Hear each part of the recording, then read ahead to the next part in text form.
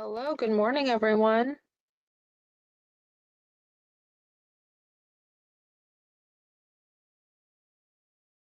Morning.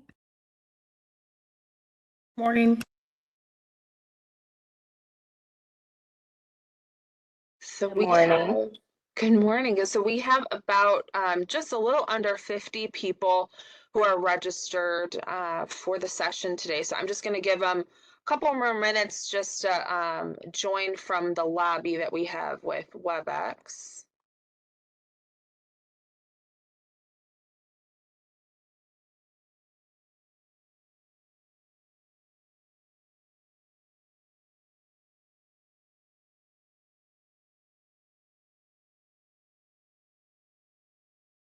Morning, Mike.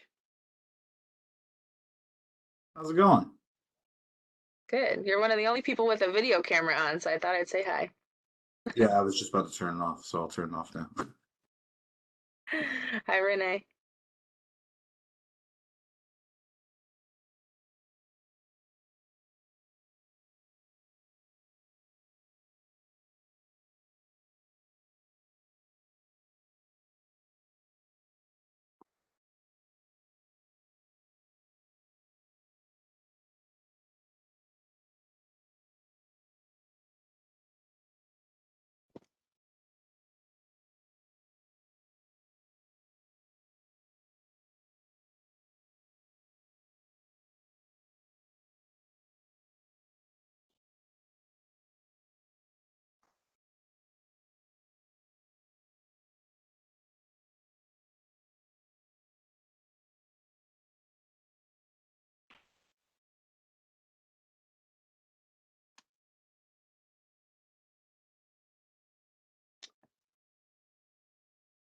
Okay, good morning, everyone.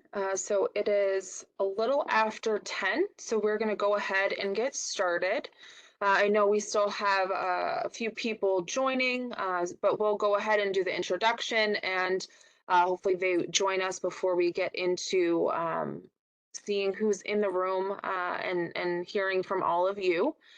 So my name is Christine Flynn. I'm a grant manager with the Office of Illinois Works Pre-Apprenticeship Program, and I am excited to have you all back with us again this year. Today we are going to be talking about the updates for the 2023 Grantee Manual. So these updates resulted from our evaluation of the results from last year's program, as well as extensive feedback from all of you and the Illinois Works Review Panel. So over the next 3 hours, we are going to be walking through the significant updates to the manual. So there are some kind of minor updates and major updates. We will go through several of those and kind of point out to you which ones are the most significant and we really want you to take note of. So the target audience for this webinar today are individuals accountable for the implementation of the Illinois Works Pre-Apprenticeship Program who delivered the program last year using the 2022 Grantee Manual. So that's really the purpose today, again, is to read you in on the updates from last year's Grantee Manual. So again, my name is Christine Flynn. I think I know just about all of you at this point, but I want to also introduce you to the rest of our team who are joining us today. So the first person I want to introduce you to is Dr. Norman Ruano. If you could please say hi. Hi, good morning. Thanks for joining us today, and we are glad to have you back and continue the work that we started last year. So thanks for joining again. Thanks, Norman. So next, I'd like to invite Dr. Gia Suggs to say hello to everyone. Hi, everyone. Welcome back. Great to see all of you all again. It's good to be with you. Thank you, Gia. And then next up is Dr. Vera Lee Robinson. Good morning, everybody. Welcome back. Thank you, Verily. And then finally, we are excited to welcome our newest team member, Dan Martinez, who is a new grant manager with our team. Dan brings a wealth of knowledge and experience to the Illinois Works team, and some of you may have already met him. Some of you have been assigned to him as your grant manager. So welcome, Dan, if you'd like to say hello to everyone. Thank you, Christine. Good morning, everyone. Very excited to be a part of the team and looking forward to this 2023 grant year. Thank you. Great. Thank you, Dan, and thank you, team, for introducing yourselves. So let's go ahead and begin.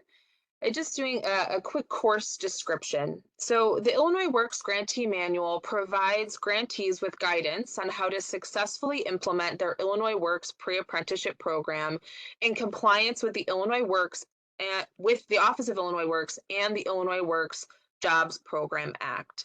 The original Grantee Manual was released early in 2022. And the 2023 Grantee Manual has been enhanced with additional program guidance, the application of or updated data management systems, and additional tools, including exhibits and templates for all of you to use. This webinar is designed, again, specifically for our 2022 grantees who were offered renewal. And in the 2023 program year, you will all provide services beginning at the beginning of this month, January 1st, and going until the end of the year, December 31st. So during this webinar, we will cover each of the significant updates to the 2023 Grantee Manual by section. So we will divvy up the new manual and go through each of those updates section by section for you so you can follow along. If you have not yet received the 2023 Grantee Manual, the link is now being provided to you in the chat.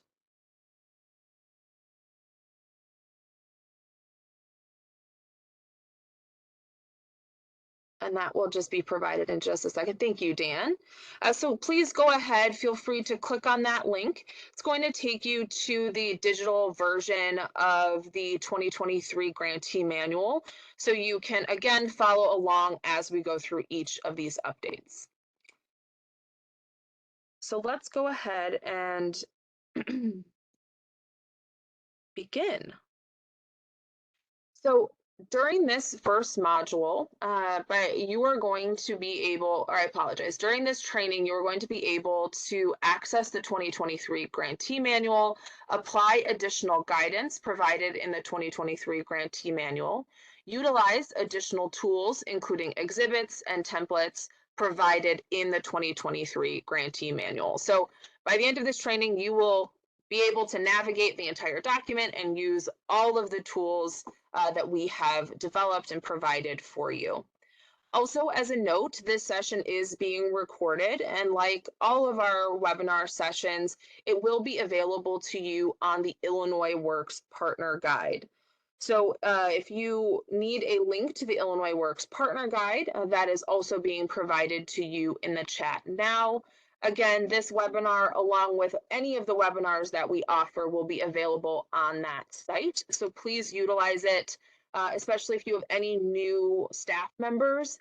These webinars will be really helpful in training and getting them up to speed. So do we have any questions before we move on to the next section? At this point, feel free to unmute or put any questions in the chat. And Verily, do we have any questions in the chat? I don't see any on my end. No, there are no questions in chat. Okay, thank you, Verily. So let's go ahead and move on to our next section. So by the end of this section, you will be able to identify your expectations for the 2023 program year.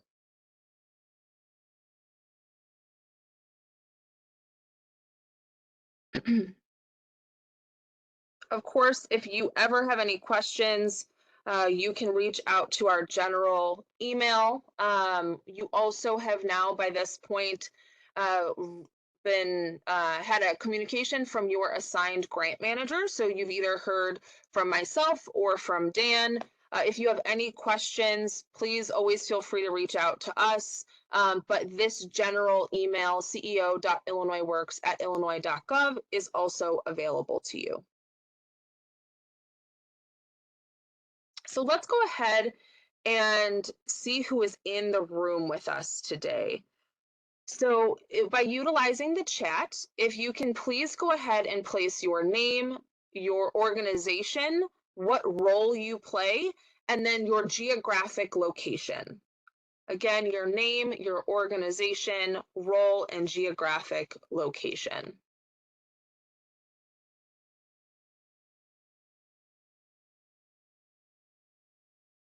We have I apologize, is it Diva Longoria from EDDR, Mike Hardage from Hire 360, Jackie Lawson, good to see you again from Skills USA, Felina Bunn from EDDR Chicago, Debbie Wright from Macon County, Goldie Fleming from EDDR Foundation, Chris Ford from Tools Up, welcome, Clarita Salazar from EDDR. We have the whole EDDR team here. Welcome all of you. Sandra Burnett from CWIT, Linda from Southwestern Illinois College, as well as Mike Connolly, Dominique. Thank you all so much. You guys are being so engaged. Thank you. We have Dominique, Merrick Niche from Metropolitan Family Services, Asia from Lumity, Kashmir Crump from Youth Build Lake County, Janet from Metropolitan Family Services, Renee from Chicago Women in Trades, Kendra from Tools Up, let's see, Tiara Crump from Youth Build Lake County, Jackie Beatty from Macon County, Brooke Taylor from SWIC. Thank you all so much. I apologize if I missed anyone. They're coming up so fast. So I thank you all so much for your engagement in that. We're excited to have you all back. I'm also excited to see some new names in that group. So we will get to know you all over the course of this year. So thank you all for joining. And next up, let's move on. We're going to use the chat again. And we just want to get a good understanding from all of you.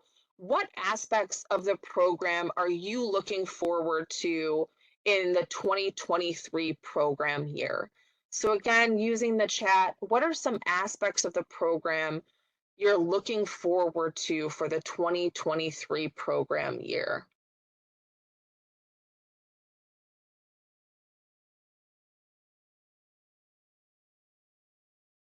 So I'll just wait for all of you. Oh, thank you to Eva. She says she's a newbie here, so she's excited to learn the program. We'll definitely, that will be part of today's session.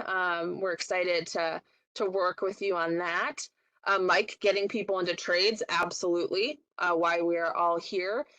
Goldie says, seeing the change in our students when they learn something that they can be proud of. Asia says expanding partnerships, absolutely, something very important that we are definitely talking about today as well.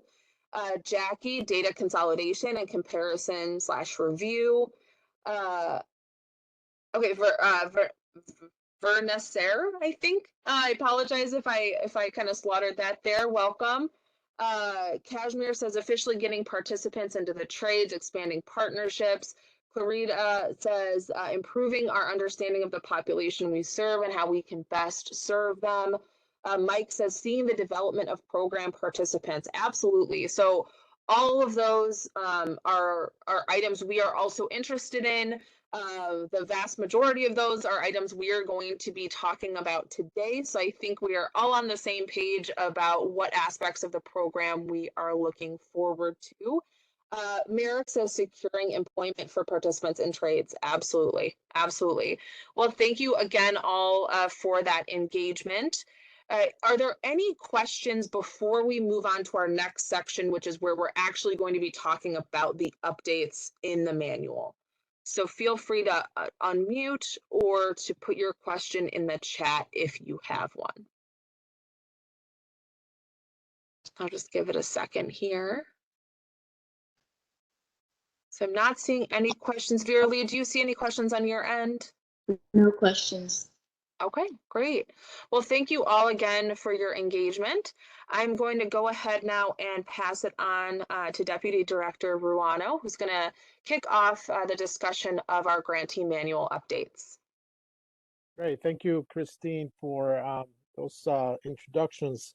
And thanks again for joining us. I want to emphasize a couple of things here before we get going with some of the changes. One is that this webinar is being recorded. So for any of you interested in listening again and going through the content that was covered, this webinar will be made available in the partner guide in the Illinois WorkNet system. So please make sure that you have your account and that you have access to that page where we actually include all of the resources and webinars that are being delivered throughout the year.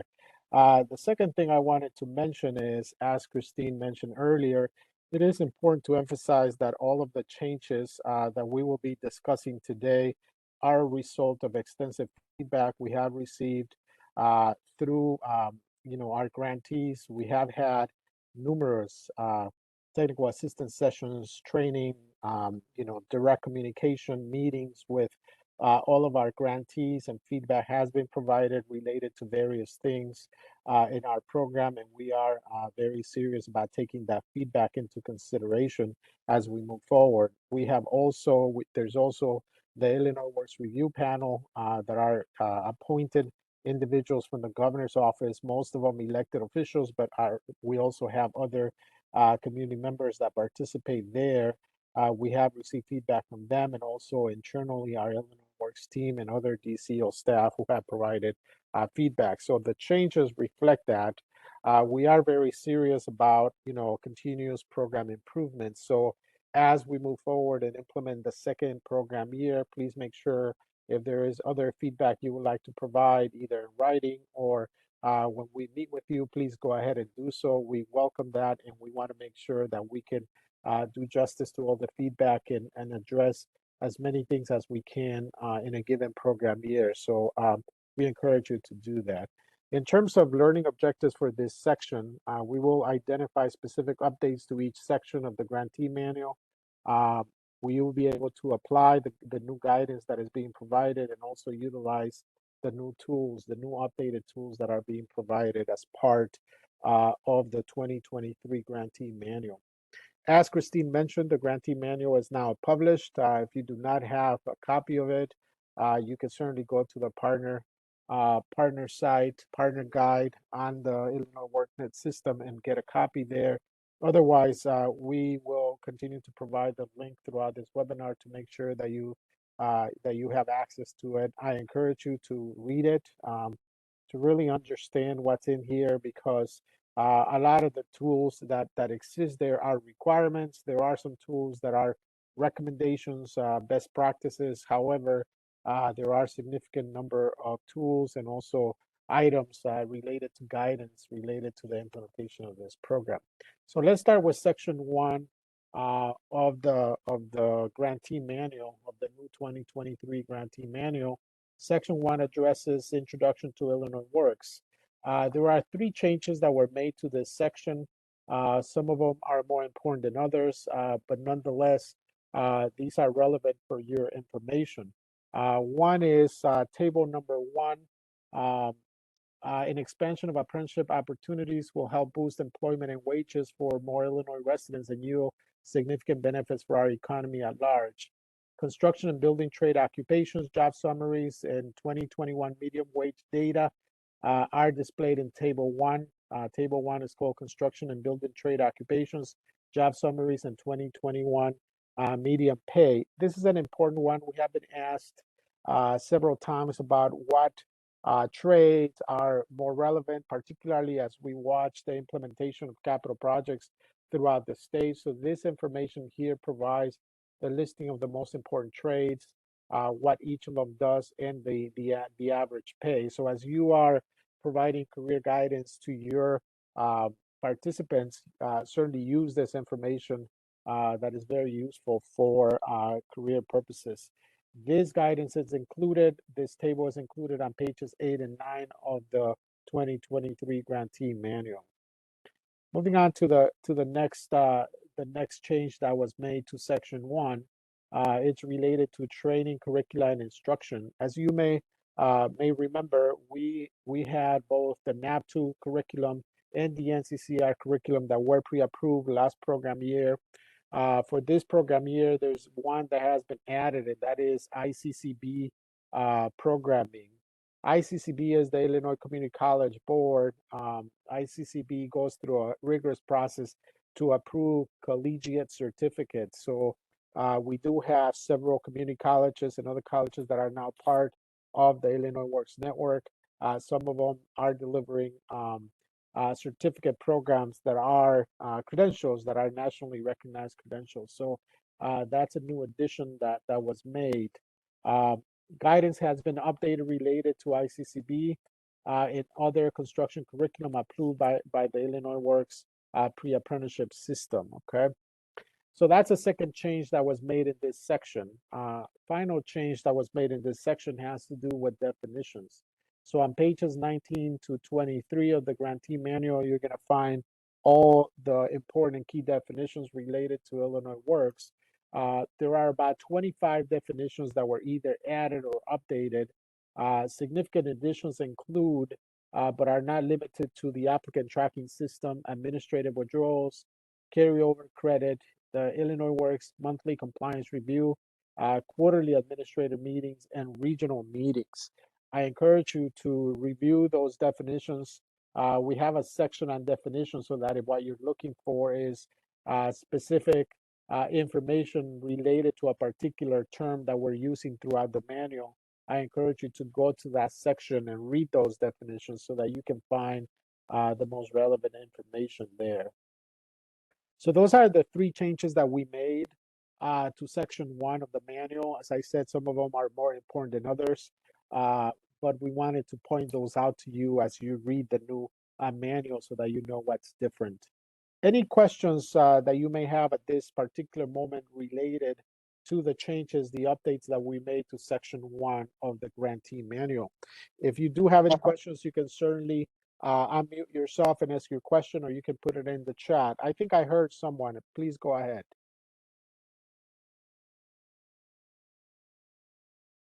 No questions in chat, Norm.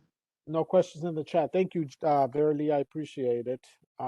Great. So moving on to section number 2 of the Grantee manual. Section number 2 is program culture. As you know, that section deals very specifically with the type of values that we at Illinois Works feel that are relevant and important to promote as part of your program. As you know, Illinois Works is focused exclusively on ensuring that there is equity and inclusion in the construction industry and the trades. And section number 2 really outlines the type of values that we expect for programs to drive as part of their program culture to ensure all individuals feel at home, feel valued, they feel that we're equitably giving them an opportunity to achieve their dreams. So we really encourage you to go there and read that content and ensure that that's being applied. When it comes to section number 2, there's only some minor changes that were made, particularly in relation to some of the data that is being provided. As you know, data shows that the construction industry as well as the trades have not been accessible for many diverse groups, which result in obviously a lot of our target populations, minority groups and women in particularly, not having equitable access to the various trades. The following tables were updated as part of the 2023 Grantee manual, and it includes Department of Labor data and also U.S. Census population estimates as of July 1, 2021. Table 3 was updated, and Table 3 includes the demographics in the Illinois construction workforce, and Table 4 was added. Table 4 was not there before, and is the percent of women in Illinois construction and the building trades. Again, as you do your work, as you do career planning, as you engage different populations, we really feel that this data will be helpful in informing your staff and informing the programs about the reality of construction in Illinois. We will continue to update these tables through the years to make sure we're providing the most updated information. Any questions related to these tables before we proceed to talk about the changes in section 3? Verily, any questions in the chat? So far, no questions in the chat, Norman. Okay, great. So moving on to section 3 of the grantee manual. As you may remember, the grantee manual has a total of 14 sections. So we're quickly going through these sections here. There are some sections that have more changes, more updates, and we will spend more time on those. Section 3 has some important updates to discuss, particularly in relation to tracking partner engagement in Illinois Works and the Illinois Works reporting system. One of the key things I want to mention at this particular moment is that the biggest challenge that we observed in program program year 1 was that a lot of programs still need to develop infrastructure for transitioning. And that was the biggest challenge that most programs had, transitioning.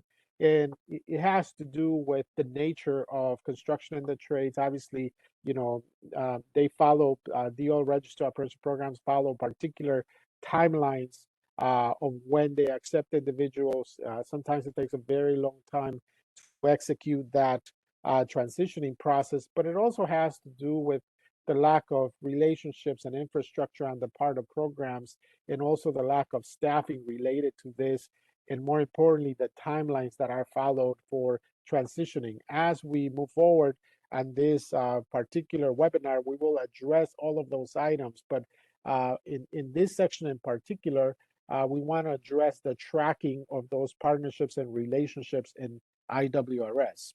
So the Illinois Works reporting system is designed to manage participant progress and partner engagement. Through the partner engagement and management tab, grantees will track partner relationships and engagement, including the type of partners. Sometimes it will be business associations, sometimes it will be community colleges, sometimes it will be relationships with unions, sometimes it will be social service providers, employers, importantly, employers, among others, and the services that each of those partnerships offers. Sometimes it may be a supportive service, sometimes it may be jobs or job site training, other instruction or daycare, among others. It's very important that this type of tracking is critical for programs to develop a robust and ever-growing network of partners. As stated throughout the 2023 grantee manual, engaging with partners can provide significant benefits to grantees and their participants. So we will be emphasizing this program year, this type of engagement with partners, not only for supportive services, but more importantly for transitioning and for employment. And we will be announcing soon in the next month or so some of the changes related to transitioning, some of the transitioning requirements that will be included. So it's very, very important that this is tracked in IWRS. We need to make sure that programs have the ability to continue to develop these relationships for the benefit of their programs, and more importantly, for the benefit of the participants that we serve. So, you know, this is a key item that we are changing and that we're emphasizing. The Illinois Works team will look at partner recruitment and engagement data as one of the key metrics denoting grantee success. So as we move forward, we will be looking on a quarterly basis at all of this data and trying to find out about the level of engagement and relationships each of the programs has developed and is tracking in IWRS. If you want technical instructions on how to track participant and partner recruitment and engagement, please keep in mind that you can visit the resource page in the Illinois Works Partner Guide. The link to the Partner Guide is now being provided to you in the chat. So if you don't have access to that, please take a look at that, and we will provide that to you. Are there any questions in the chat? Yes, Shirley? Yes. we do have a question from Mike Hart. What are the requirements for this section? How much information am I required to provide about partners? Well, what we want and what we're looking for, that particular module in IWRS tracks the types of relationships that you're using to support your program, right? Some of the relationships in particular may be extensive. You know, you have 2 or 3 or 10 employers that you're working with. Enter the information there, who they are, what type of services they're providing for your program. It also allows you to case note any of that. Just keep in mind that for some of you, some of your programs, you have other ways of tracking relationships.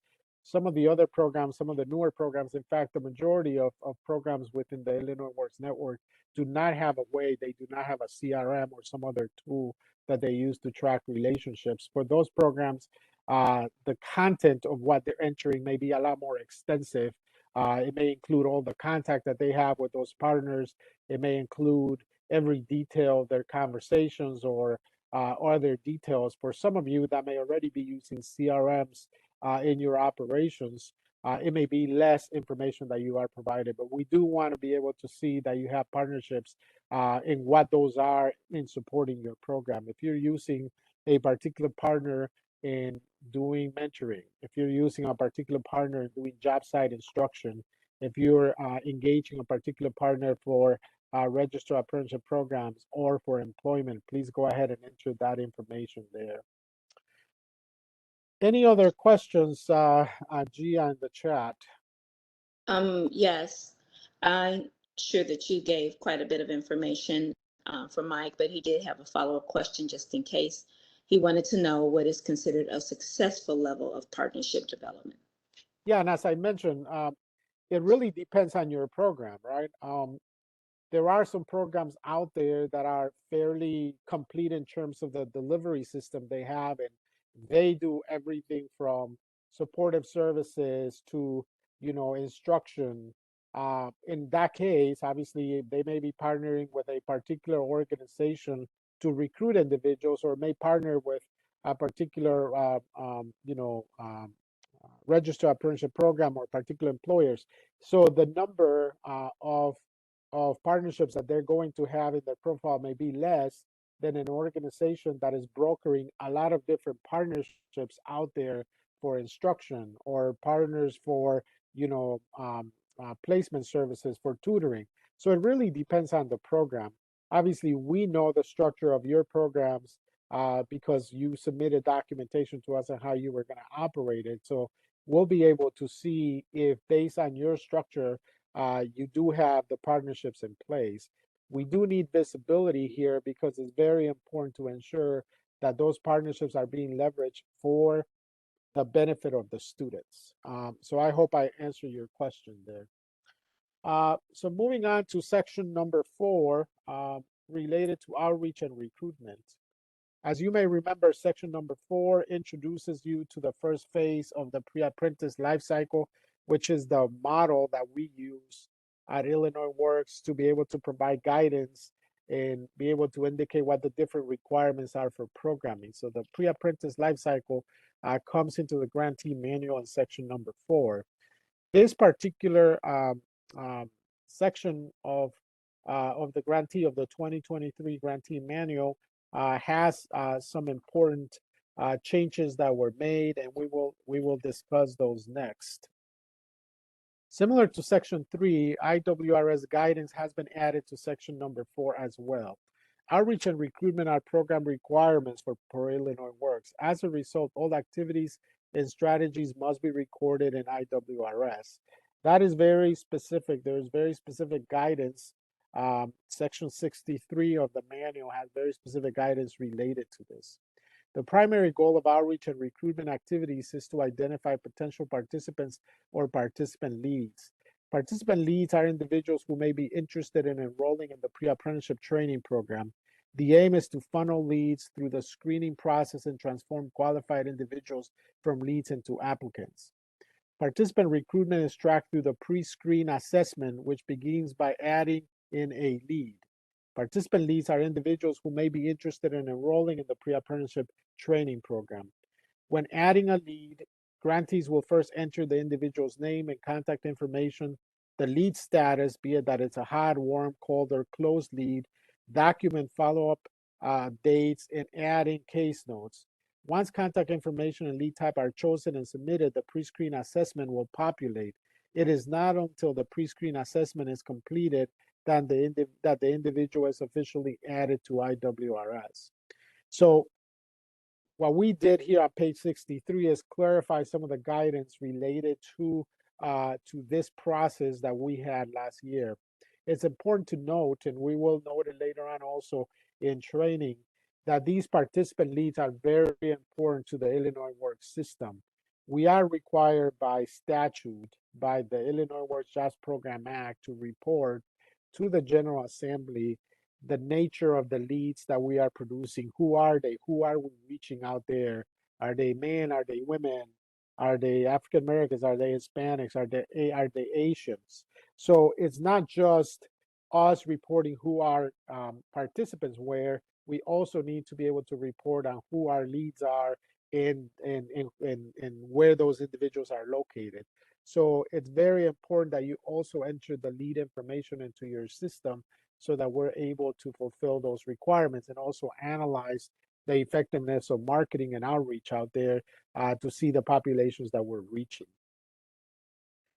Related to the pre-screen assessment, prior to completing a program application, all participants with the assistance of the outreach and recruitment coordinator, and obviously outreach and recruitment coordinators are one of the staff roles that we're expecting your programs to have, are required to complete the initial set of pre-screening questions. After completing the questions, the assessment requests how the individual heard about the program. This question here is very important to know what type of marketing strategies are most effective in reaching the target populations in different regions of the state, as well as the participant's sex and race and the grantee's determination if the individual meets all program requirements. This is what I was referring to before. Participant sex and race is very important, and it's a requirement for us to report to the General Assembly. So let's make sure that we don't skip this step. We did have several instances in program number 1 where we had a lot of programs skipping some of this information and not allowing us to collect the information that we need in order to do our required reporting. You know, having participants in your programming and making sure that they go through the pre-apprentice life cycle is very important, but this first step is vital for us to be able to understand the success that we're having with various outreach strategies and various techniques that are being used by various programs throughout the state to recruit. You will find guidance related to the pre-screen assessment on page 16 and 67, 66 and 67 of the new grantee manual. The third item related to this section that was updated in this section has to do with creating a landing page. Organizations' websites will be one of the first locations potential participants will seek program information from. They are also linked to the Illinois Works heat map and are part of the resources we make available to the public, which eventually results in the referrals we send to your program. One key thing I want to emphasize here is not only the fact that you need to have a landing page with, you know, a flyer with an information sheet about your program, and that is also being used. That link is being used in your social media posts or their outreach and recruitment activities that you do. But it's also important to emphasize here about the referrals that we're sending out. Last year, through this system that we created, of integrating all of the materials for your programs with our marketing efforts, we generated more than 200 leads. You will notice this time in the 2023 grantee manual that we are providing very specific guidance on how those leads need to be managed. What we found in the first program year was that we would send out referrals to programs on a daily basis. We would never get a response from programs indicating if they got the referral, nor did we find out if they had followed up on that referral. And the challenge that we have with that is a lot of those referrals come to our website because elected officials or members of the review panel are routing individuals to our website so that they can find out about the various programs, and then they fill out a a form there so that we can refer them out to the appropriate program in their geographic location.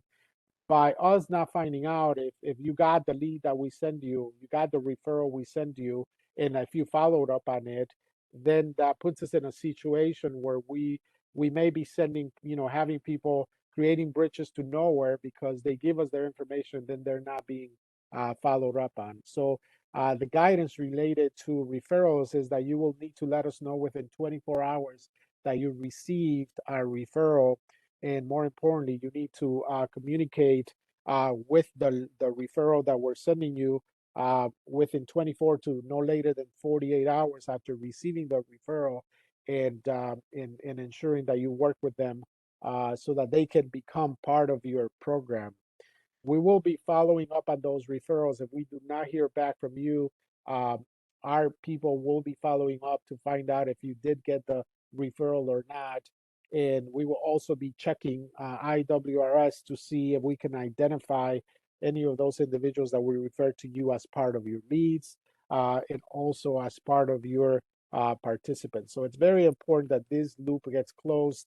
Unfortunately, right now we have too many loose ends related to referrals, and we need to ensure that that loop gets closed. Um, Something that is important related to your landing page, it should definitely include, there should be a dedicated landing page for the Illinois Works Pre-Apprenticeship Program, clearly outlining program goals, requirements, application process, downloadable information sheets and flyers, and other key information, such as contact information, so that the public knows how to be able to communicate with your program in case they have an interest. Um, so that was the third change that was made to section 4. Are there any other questions? Are there any questions related to section 4? No questions in the chat, Norman. Okay, great. We're doing good timing here as we're going through these sections. We're going to move on now to section number 5 that addresses program application and intake. And as I mentioned, section number 4 is where the pre-apprentice life cycle starts.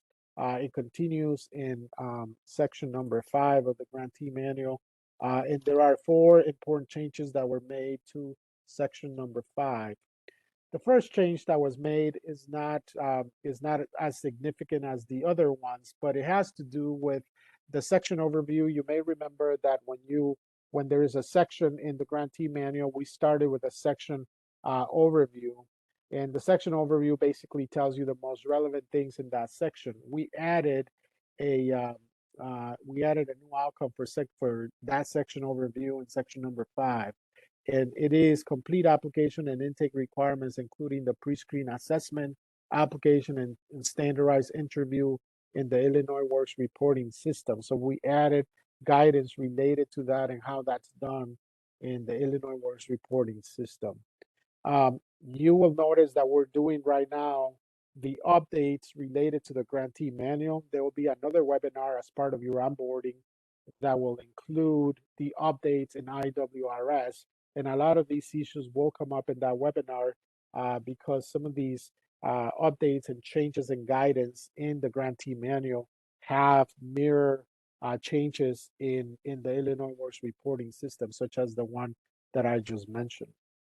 The first thing that is very important in this particular section for us to notice is Illinois Works request applicants to provide a social security number.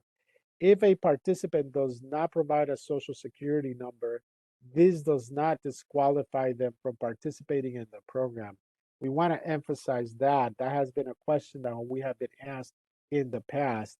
If a particular individual does not provide a social security number, they can still participate in the Illinois Works program. They are not disqualified if they do not provide a social security number. However, it's very important that if that situation happens, a lack of a social security number will bar them from entering certain DOL registered apprenticeship programs. There are a lot of DOL registered apprenticeship programs that require that they provide a social security number when they apply to enter into those programs. So if they do not have one or they do not provide one, unfortunately, they're not going to be able to be successful at entering those DOL registered apprenticeship programs.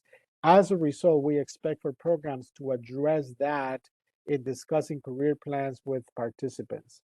So if a participant doesn't provide the social security number, they can still participate in your program, but let them know that if they do not have one, that will bar them from entering some DOL registered apprenticeship programs. They may still be able to find employment in construction outside of DOL registered apprenticeship programs, but for a lot of the DOL registered apprenticeship programs, they're not going to be able to participate. So we wanted to clarify that guidance, and we did in the new grantee manual. Next item in this section of the grantee manual has to do with program application in IWRS. After completing the pre-screen assessment, IWRS will prompt, it typically is the outreach coordinator that is working with this process. The first step will be ensuring the applicant has an existing Illinois workNet account. This is an important step because we do not want to be duplicating accounts in Illinois workNet. We want to make sure that if there is an existing account, that's clearly identified. IWRS will ask the ORC, which is the staff person working with the participant. They will ask the birth date and the zip code, which will allow the system to match any existing Illinois workNet accounts. If an account does not exist, the system will create a new one. If an account already exists, the system will request that the ORC verify account details and add the applicant to IWRS. Once the applicant's account is located or one is created, the grantee will complete the application. This is very important. You will not be able to complete the application for that particular individual unless you go through that process. Either they don't have an account and they need to create an account, or they already have an account and it just needs to be identified through their birth date and their zip code. So that would allow for the system to proceed to completing an account. This guidance is included on pages 77 and 79 of the 2023 grantee manual. If the application is initially completed on paper, and this is also very important, the contents of the application must be entered into IWRS within 24 hours of completion. Please note that this is very important. If they applied using a paper application, which they can, it's part of what they can do with Illinois Works, we need to ensure that the information is entered in IWRS in a timely manner. We've had instances where those applications are not entered, and then later on it becomes a problem as we're trying to verify enrollments and completions and transitions, and we certainly would have to make sure that it gets done for us to be able to do the work that we need to do related to compliance. Okay, good. The third item related to this section is a very, very important item. It was a result of a lot of discussion in communication with all of our programs, particular conversations with some of the programs, and it has to do with the administrative withdrawal. This is new guidance that is provided on page 80 of the grantee manual. In some cases, a grantee will offer acceptance to a participant, and that participant will commit to attending the program, but then never attends instruction. In these cases, the participant is deemed an administrative withdrawal. In the event the participant does not show up to instruction, grantees should attempt to contact the participant at least 2 times via phone. If after 2 attempts the participant is still unresponsive or states they are no longer planning to attend, the grantee should update the participant's IWRS status to administrative withdrawal through the program completion follow-up tab and document the call contact attempts as a case note. This is very important about administrative withdrawals. Administrative withdrawals do not count to our grantees enrollment metric. And all of you have had those instances where there are administrative withdrawals. In fact, what we see is typically about 10 to 15% of individuals that you offer enrollment to in your program do not actually show up, and those are then administrative withdrawals. That is the reason why it's so important to over enroll in your cohort. If you want to have 20 people in the classroom, you may want to offer enrollment to 24 or 25 individuals. If you want to end up with 25, offer it to 27, 28 individuals, because you will have a 10%, 15% administrative withdrawal. That's typically what we see. This guidance, again, is on page 80 of the grantee manual. And it was already used last year as we were doing compliance, but now it's officially in the grantee manual. Any questions to any of the updates that we executed for section number 5? If you have any questions, feel free to unmute your line or post a question in the chat. There is one question in the chat from Jackie so far. If a grantee asks at some point in the program to be removed and for us to not have contact with them any longer, would it be appropriate to do an administrative withdrawal immediately? Okay, so let me see if I understand. So we're talking about a participant. Is the participant? It depends on what stage the participant is in, right? If the participant, if it is a lead, if it's someone that originally showed interest in the program, is still a lead, a warm, a hot lead, and all of a sudden they say, I don't want to work with you anymore. I'm not interested, in this program anymore. It will be great to be able to find out why. What are the reasons, right? Maybe their career interests change. Maybe they want to go into a medical field now or manufacturing. That's fine. That information will be helpful as you close, and you will notice that one of the lead categories is a closed lead. You may be able to close that lead and indicate in a case note why is it a closed lead, right?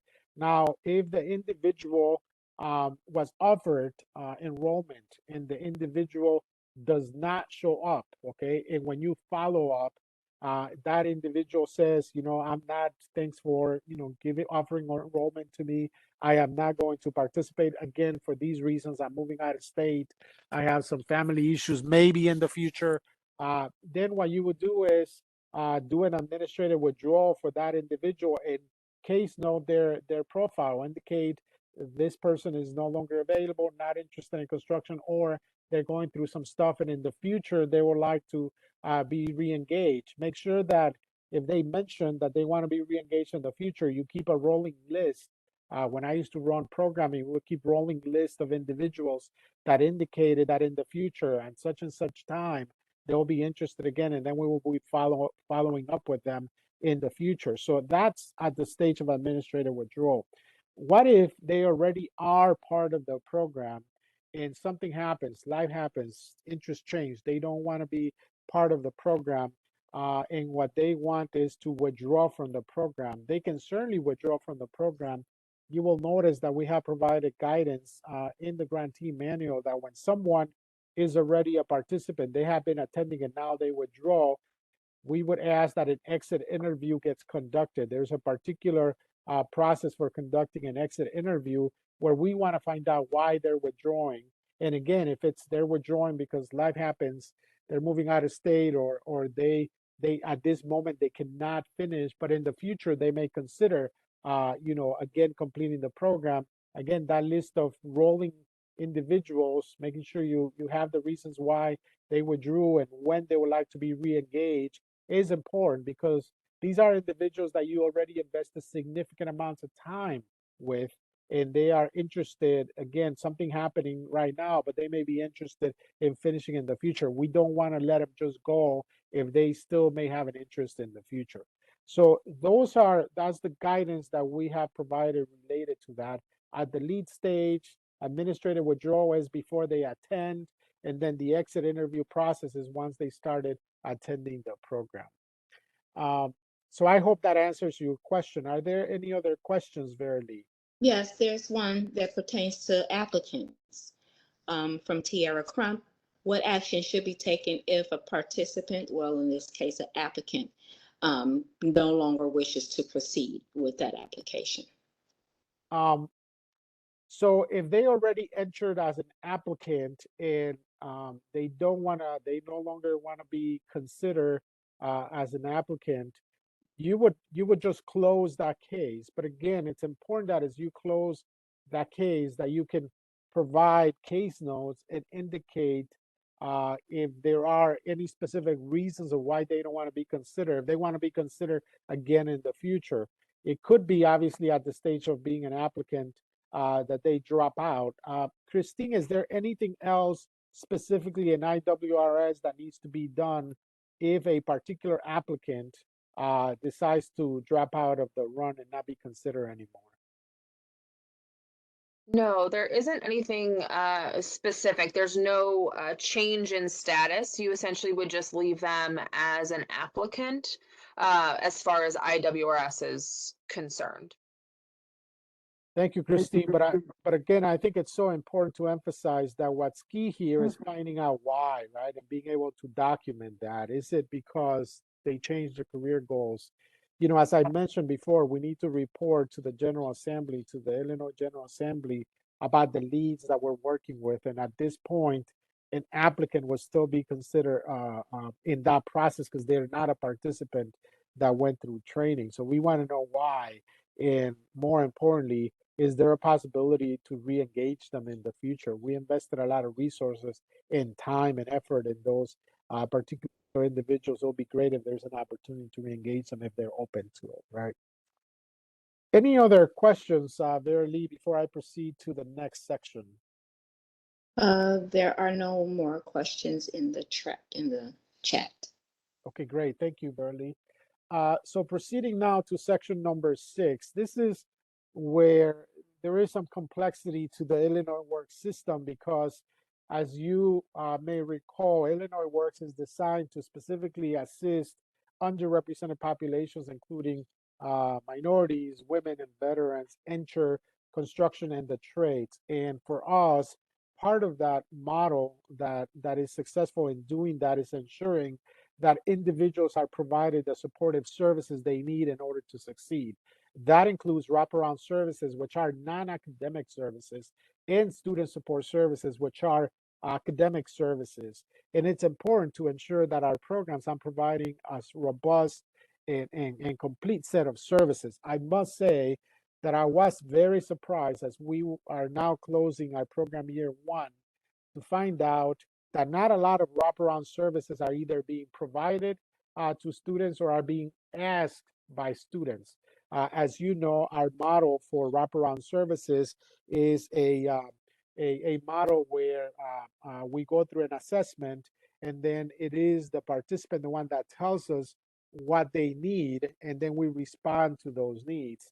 Unfortunately, our systems now, our programs now, are not providing the robust systems or the robust wraparound and student support services that we were expecting for them to provide. This is one of the key areas of improvement also for us this year. We want to make sure that these robust wraparound services are available and they're being provided to individuals. Now, if they don't need them or if they don't want them, that's perfectly okay. But we want to make sure that those are available to them. When it comes to wraparound services, there are some key important changes that were made. One of them has to do with the allowable and non-allowable costs. One of the questions that we have received throughout the program year was application fees to register apprenticeship programs. Those are allowable costs, and you will find that guidance in the grantee manual on page 86. We very specifically list what's allowable, what's not allowable. Application fees for registered apprenticeship programs are allowable costs within the Illinois Work system. So if you have an individual applying to 3 or 4 different registered apprenticeship programs and they cannot pay for the application fees, you can certainly go ahead and pay them out of your grant money. They're allowable costs. What's not allowable within the system, and we specifically mentioned this, is ride shares or taxis. Lyft and Uber, among others, are not allowable costs. You can certainly provide public transportation subsidies. You could provide, train cars, bus cars. You could provide all of that. what we have found is that when it comes to Lyft and Ubers, there's all kinds of things going on related to that, and those are not allowable costs. So I encourage you to really read through that list that I mentioned on page 86 of the manual, because if you are doing these types, providing these types of services, when you submit them to in your expenses every month to the Office of Grant Management, they will not approve those. So I encourage you to really read through that list and ensure that you understand what's allowable and what's not allowable. The other non-allowable cost has to do with union fees. Different than register apprenticeships services application fees.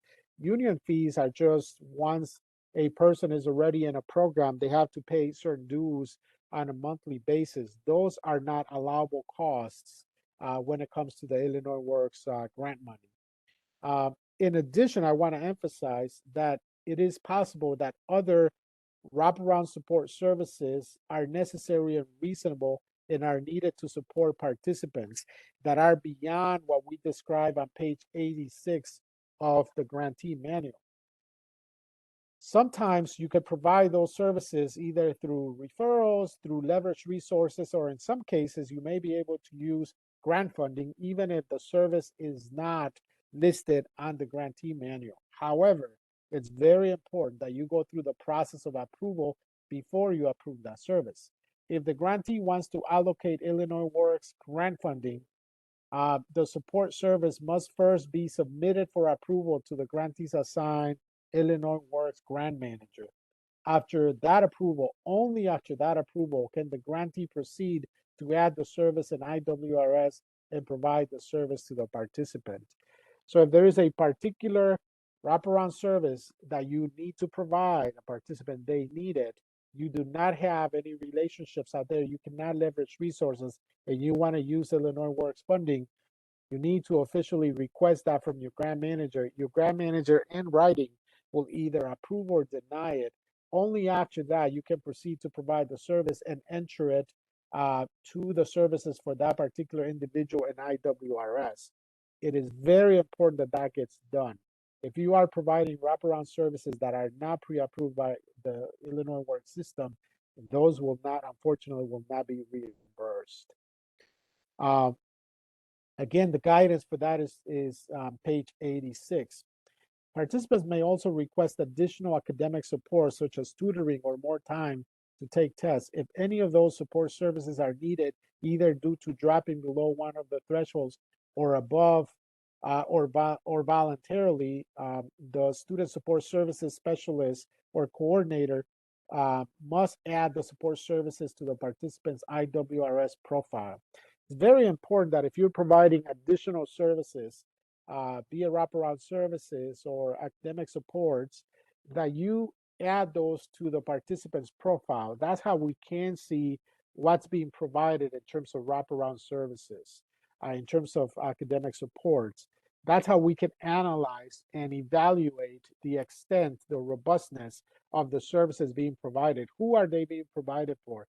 Is it women more than men? Is it African Americans more than Latinos? Is it to Asians or Native Americans more than one group or the other? It's very important that that information gets collected so that we know where to improve, how to improve, and how successful those services are for our population. If you do want to get more technical instructions related to how to add wraparound services in IWRS, information is available in the Illinois Works Partner Guide. Full list of resources page. That's where you will find the information. Instructions can be found in the document titled Partner Instruction for Services.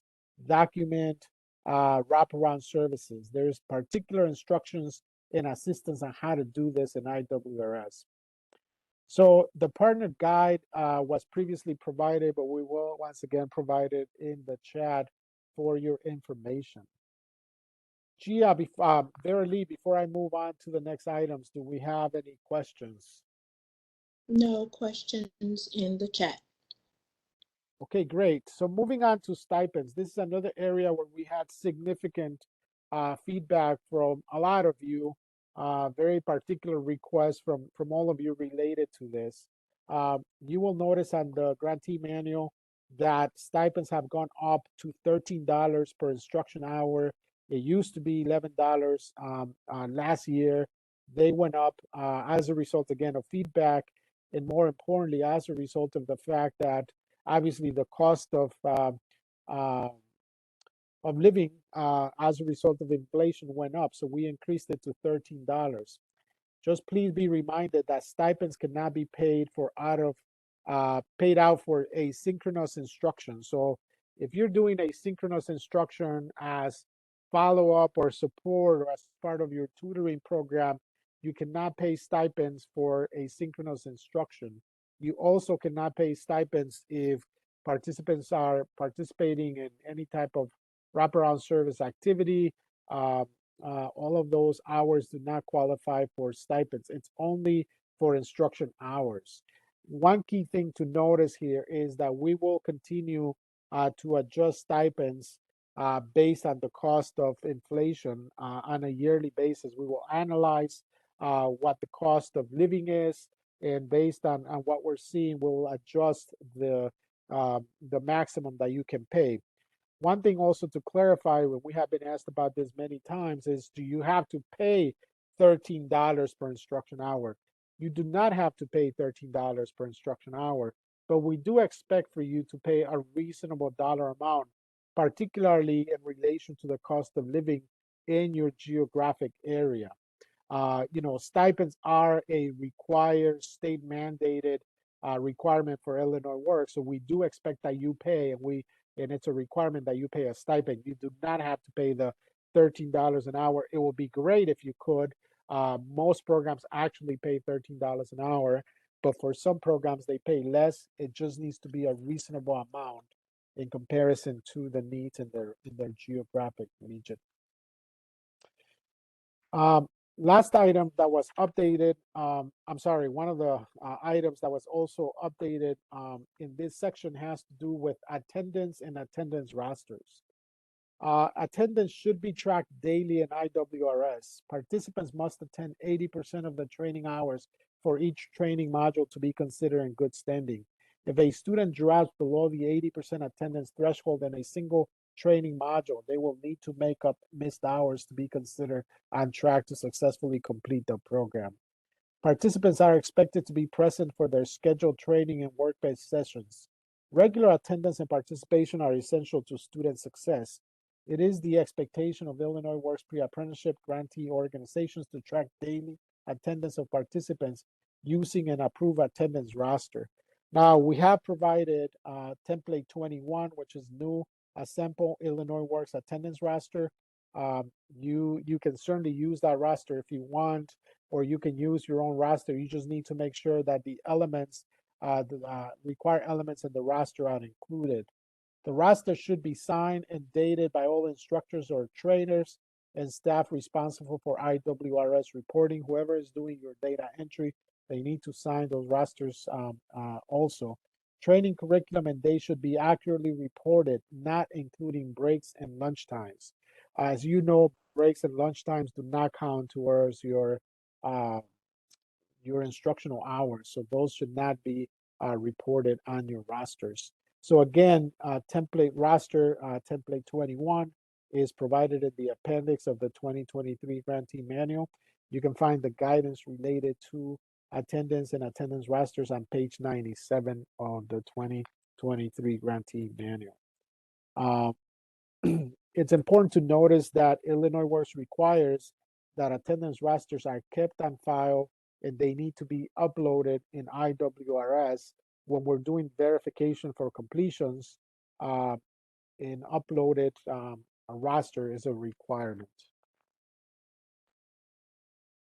Moving on to the next item that was changed in this section, as I mentioned, this section was one of the ones that suffered quite a few changes. All modules must feature a score post-assessment at the end of the module to ensure that participants have successfully met learning objectives. Each post-assessment must have a score of 0 to 100. Post-assessments cannot be pass or fail. Participant scores must be immediately recorded in IWRS to track student progress and to alert academic support staff of subpar performance. If a participant scores less than 70% on a post-assessment, IWRS will add a red flag to the participant's profile. Guidance related to this is included on page 97 of the 2023 Grantee Manual. This is very important. As I mentioned many times before, Illinois Works is a semi-structured pre-apprenticeship program that delivers instruction and that ensures that individuals secure nationally recognized certifications. Because it's an instructional program, it's important that we have instructional standards as part of it. And having post assessments is a vital component of an instructional component. That's how we know if a particular individual is progressing academically.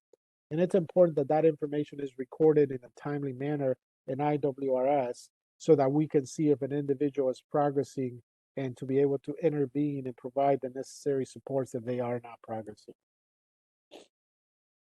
Another item that was updated in this section has to do with excessive absences or poor academic performance.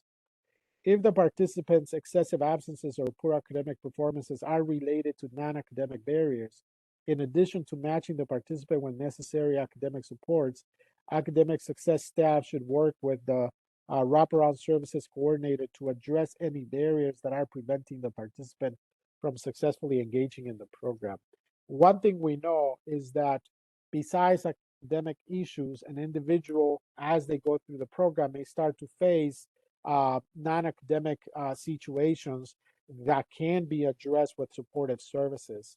And as a result, it's important that we proactively and in a timely manner intervene. If they need academic supports, those are provided. But if it's other wraparound services that they need, assistance with rent, transportation problems, daycare situations that arise, is important that we address those. They might have not been present at the beginning of the program, but they are present now in the middle or towards the end of the program. If non-academic needs are identified as the cause of excessive absences or low performance, the wraparound service coordinator should conduct a new wraparound service assessment. Once that is completed, the new support services will be automatically added to the participant's IWRS profile. And again, why is it that it's necessary to do another assessment? Because again, it's through the assessment that we identify what it is that the individual needs. This second wraparound service assessment might identify 2 or 3 new needs that the individual did not have at the beginning, but now they're having them, and that's affecting their attendance and their academic performance. Red flags for attendance will be removed from a participant's profile when they make up session hours, bringing them at or above 80% required attendance for the module are added to the participant's attendance record on the training services they miss. Red flags for post-assessment scores will be removed when the participant scores higher than 70% on an exam retake and the new score is added to the corresponding training module. But it's important again to work to ensure that your participants are progressing academically in terms of attendance and in terms of performance, and ensure that if they made up hours or if they retook a test and they score above 70%, that all of that information is entered in IWRS so that the red flags related to that particular participant are removed. Please notice that if you want more information related to red flags, more information is provided in the partner guide in the training and support services section of the full resources page of the Illinois Works partner guide. You'll be able to find more information related to how red flags are removed in IWRS and how to go about doing that.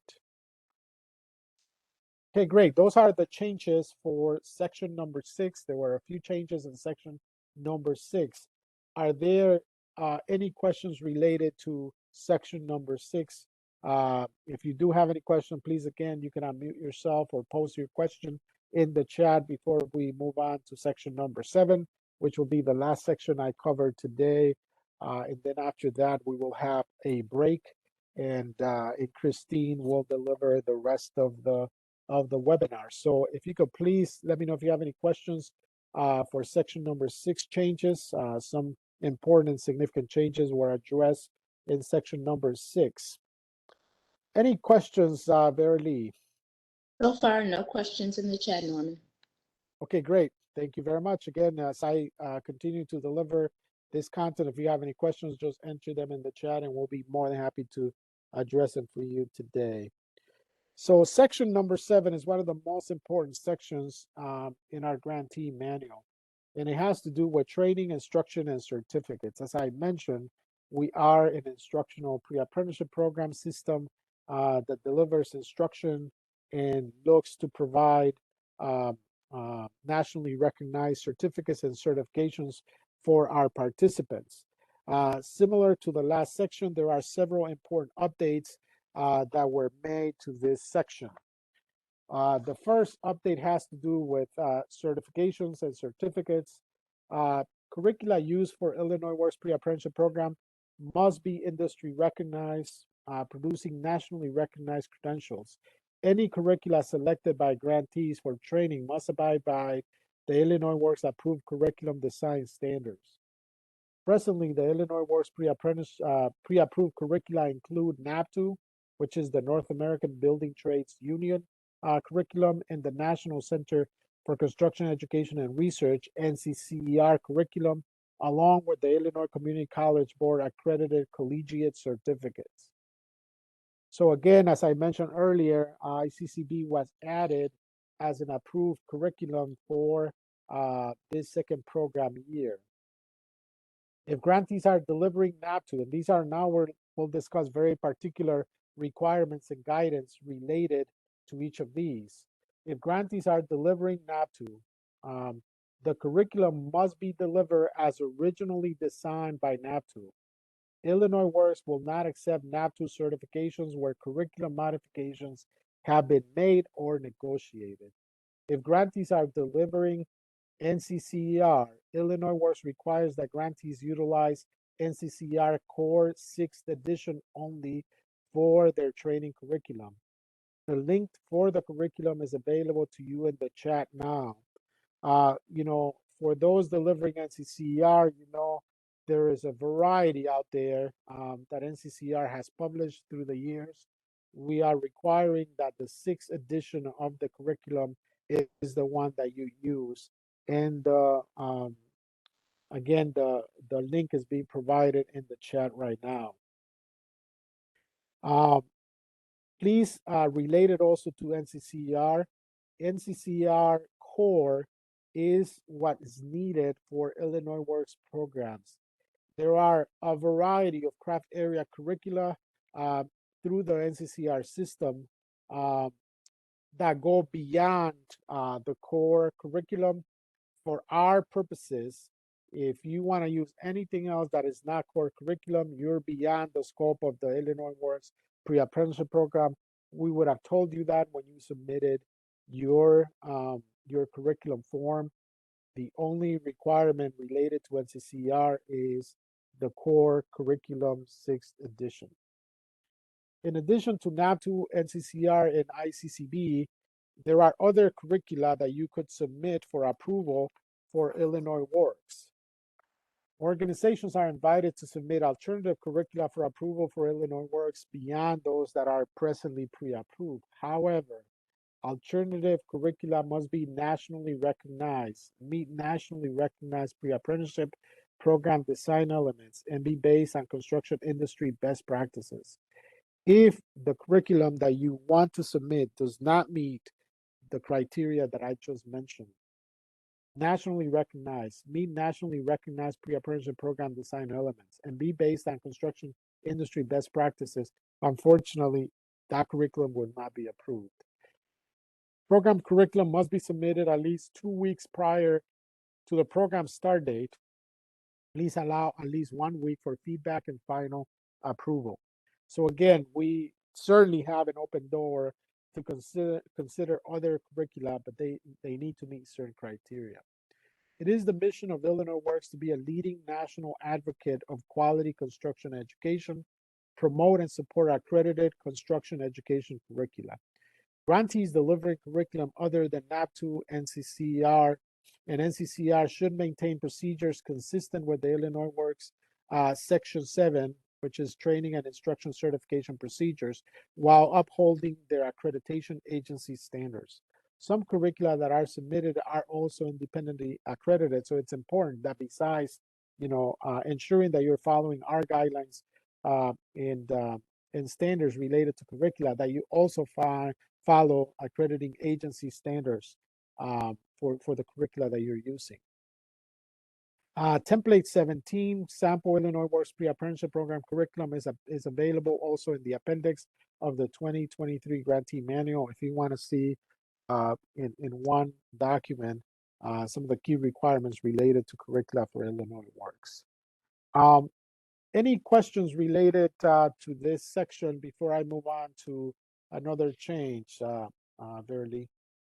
Yes, there is one question. It says, I think Christine was able to utilize it, to answer it. But one of the questions asked, does she need to change her curriculum?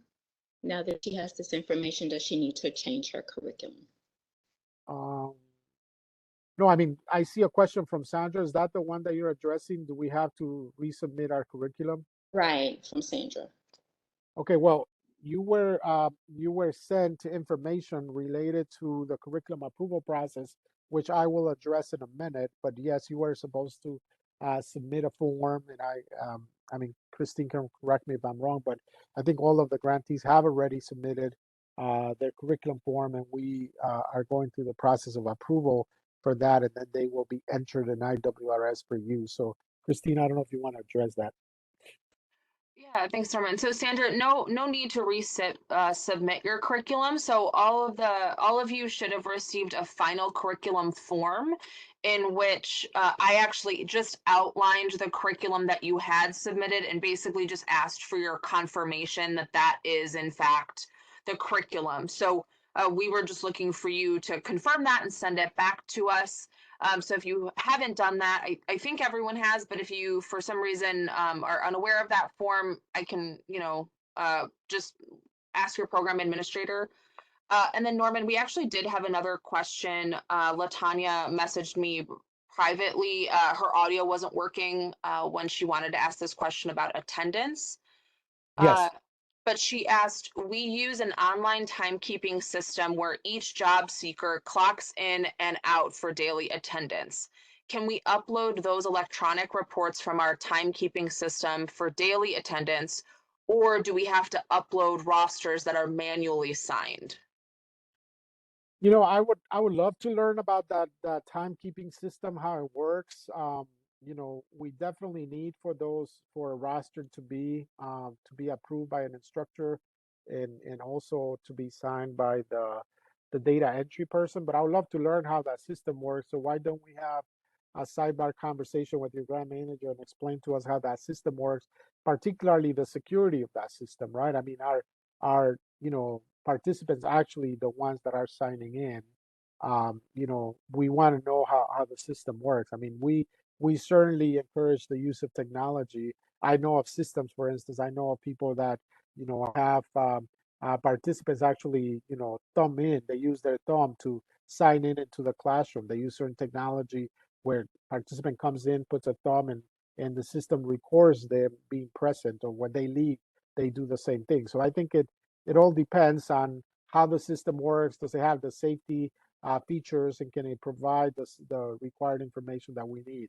So please make sure that you have a sidebar conversation with your grant manager to address that, okay? Okay, great. Moving on to the orientation agenda. The purpose of an orientation agenda is to welcome participants, establish expectations, and review important program policies. It is important that programs develop an orientation agenda that allocates enough time to cover the required topics. The agenda should be communicated to participants beforehand to create interest and to set the expectations that attending the orientation is a program requirement. The orientation agenda may include, but is not limited to, introduction of program instructors and staff, organizational culture and purpose, program attendance requirements, performance expectations, student support services offered, wraparound services available, stipend policy, career assessment, career guidance, educational schedule, pre-apprenticeship training program commitment letter, which we will address in a minute, and criteria for successful program completion. It is very, very important that this orientation takes place. As you know, it's a requirement of the Illinois work system. It really allows you to have that one-on-one conversation, typically an hour, sometimes an hour and a half or 2 hours.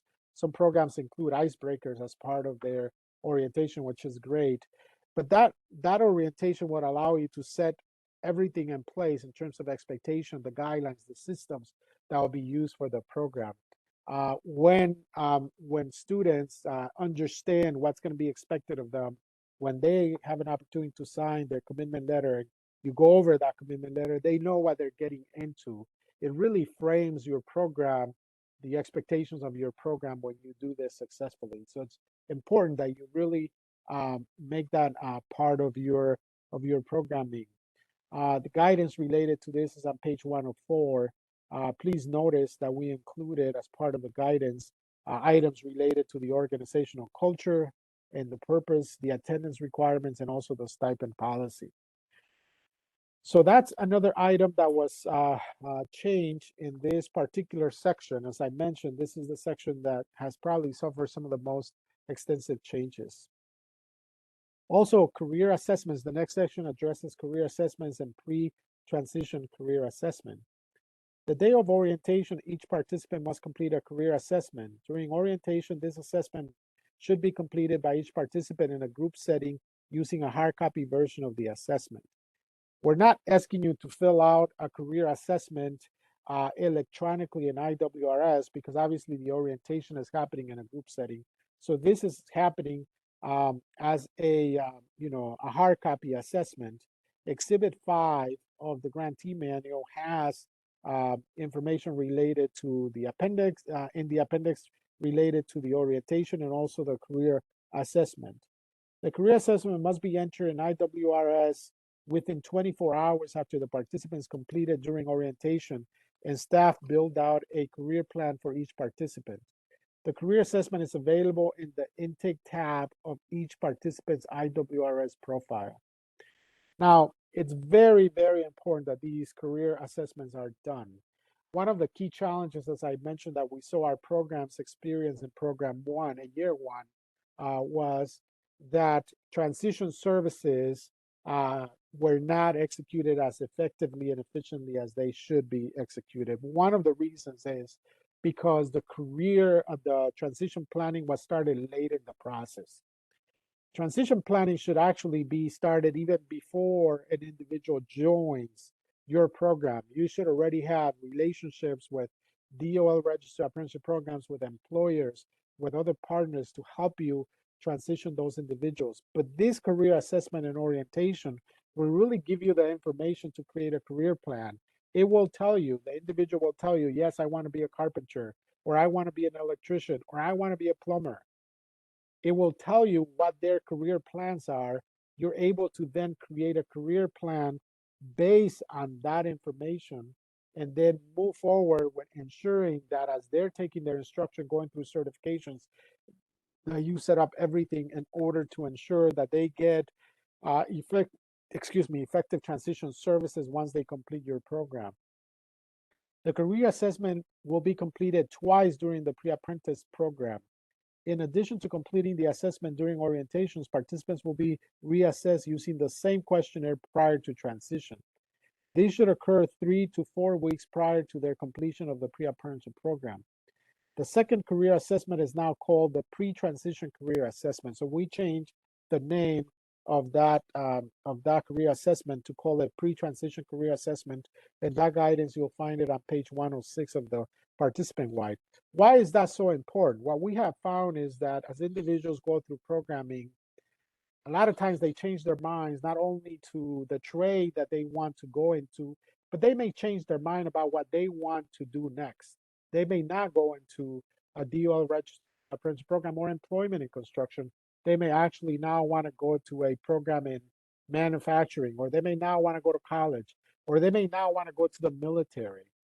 So how do we address those changes in people's interests and career goals is through this pre-transition career assessment. Is the same one that they took in the orientation, but this one is being done right before they finish their program so that we know if we have to change the career planning for that particular individual. That's the reason why that assessment is done twice. And it's very important that we ensure that those are done. Do we have any more questions before I address the commitment agreement, Vera Lee? No questions in chat. Okay, great. Another item that that has new guidance has to do with, and this is on page 106 of the commitment related to the commitment agreement. A pre-apprenticeship training program commitment agreement is a required written agreement between the participant and the grantee that clarifies the participant's rights, obligations, and the pre-apprenticeship training conditions. It is essential for an effective and efficient implementation of the program. The commitment agreement must be signed by the participant and grantee staff during orientation. The signed agreements must be uploaded into IWRS for each of the participants in your cohort. Why is this so important? Not only does it create an agreement, a structured relationship, a formal relationship with that participant, but more importantly, it contains that commitment letter, and you will find the document that you need to use in the grantee manual. It has a FERPA waiver. FERPA is a federal law that protects students' records. They, you know, for you to be able to report all of their information to us, for us to be able to use all of that data for evaluation purposes, we need to get approval from these students. And those students give the approval through the commitment agreement. We've had a lot of difficulty with our grantees in securing these agreements. And as a result, it's putting us in a position where we have difficulty using that data for anything. So it's very important that you please ensure that in your orientation that you get out of there with all the students' commitment agreements signed and dated. That agreement again contains a FERPA waiver that then we will use as permission for us to be able to use that data that is being reported, but also use it for evaluation purposes. So again, it's very important that we do that. As I mentioned, we will be doing a break right after we finish this section. We only have a few more items to address here. Then you have a 10-minute break, and then we will continue training right after that. The next item that that was modified in this section, and it is on page 116, has to do with employability skills. Employability skills are non-technical skills that can help participants increase their ability to succeed in any array of industries or workplaces. Illinois Works requires that grantees utilize the Illinois Essential Employability Skills Framework as a foundation for their employability skills training. So here's where the change really came. Grantees are encouraged to build upon this foundation to create or secure employability skills training modules as needed for their target population. So here's the guidance. Employability skills require a minimum of 32 training hours and should not exceed 40 training hours in a grantee's Illinois Works pre-apprenticeship program curriculum. This is important because we've had programs that are way below on their employability skills, and then we have programs that want to deliver 70 or 80 hours of employability skills. That is a very large number. So for us, the guidance is your curriculum needs to have anywhere between 32 and 40 hours of employability skills.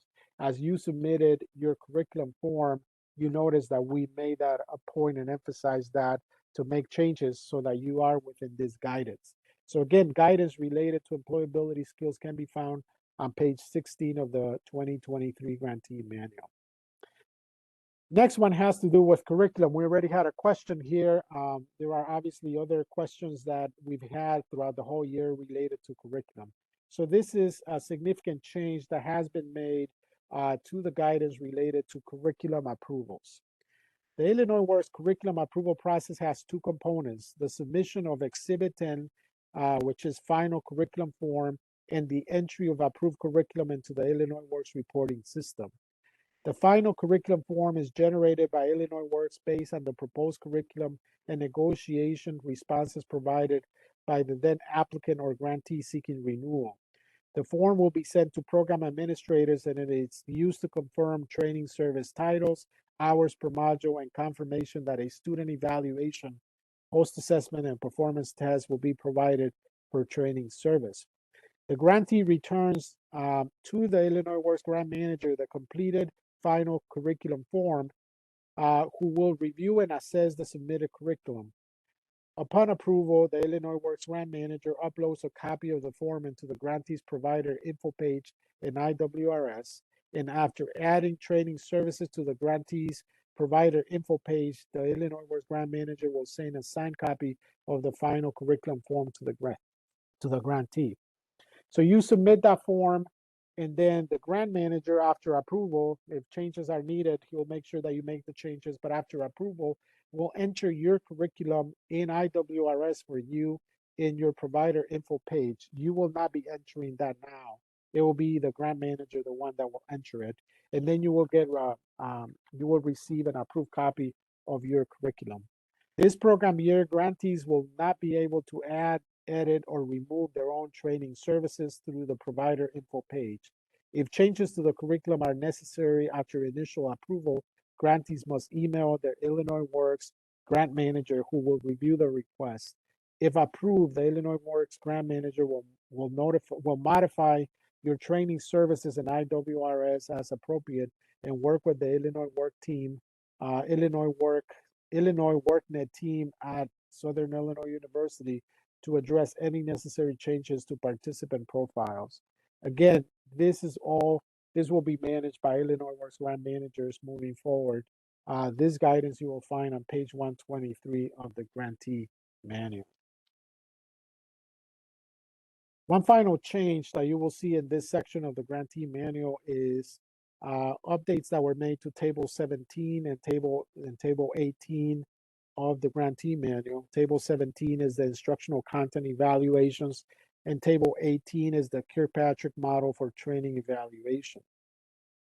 One key thing to notice is that we have provided guidance there related to the various curricula that are approved. It's important to note that NCCR requires that all certified personnel are evaluated and documentation is maintained for audit purposes. Only certified NCCR master trainer or sponsored representative of the ATS-TU should administer evaluations. You will see in Exhibit 11 the NCCR evaluation requirement list in the appendix of the grantee manual. So if you are providing NCCR curricula and you are an ATS or TU, make sure that you take a look at those requirements. It's very important that you maintain the systems required by NCCR to continue to be able to issue NCCR certification. When it comes to ICCB recognizes that individual colleges have the primary responsibility to evaluate instructional programs to make decisions about improvements and continuation, assure that accredited program review results are considered in campus planning and budget development, and to report results to the respected accrediting agencies. This relates to ICCB guidance if you are one of those providers that is providing ICCB collegiate certificates. So those are all the changes that were made to Section 7. We will finish with a check-in. But before we move on to our check-in and then move on to our break, are there any questions that we need to address in the chat, or does anybody have any questions that you would like to unmute your line for? No questions in the chat, Norman. Okay, great. So what we're going to do is that we're going to do a check-in to see how well we're doing in understanding some of the changes, some of the updates that have been made to the Illinois Works grantee manual for 2023. If you could please log into Mentimeter. We have done this many times before. Go to www.menti.com and enter the code that you see now in your system. In the chat, the code is 31665430. Again, the code is 31665430. Enter that code, and please ensure that you participate. We want to make sure that that we have as much engagement as you know. Engagement is key to the delivery of this programming, so we want to give you a couple of minutes for you to join Mentimeter, um, so that we can get also your feedback later on. I see that 9 individuals have joined Mentimeter. We have a lot more participants. If you could please, now we have 10. We have 37 participants. Obviously, um, 11 or 12 is very shy of the 37 participants that we have. So again, www.mentee.com, log in and participate, enter the code that we have just provided, 31665430. Okay, good. So we're going to be doing a check-in. Let's use Mentimeter to see how we're doing. You will see a graphic on the device you're using to access Mentimeter. You can use the alias that is being provided, or you can enter your real name if you wish to. A message will come up saying, let's get ready to play room. So if we are now ready, we have everybody's ready there to participate now with Mentimeter. So let's go on to the first question. And these questions will give us an idea if you are understanding the changes that we have made. Which new table has been added to section 2 of the grantee manual?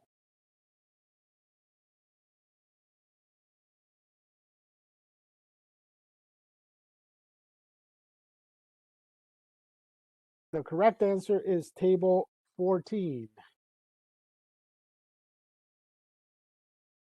Next question. We don't have anybody that is leading right now. Question 2 of 18.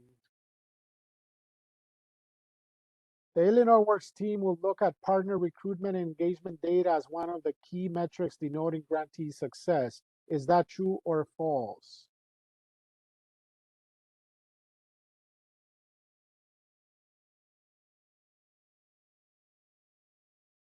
Time's up. True, that is correct. We'll be looking at partner recruitment and engagement to as part of our compliance. Who do we have as a leader? ET. Question number 3.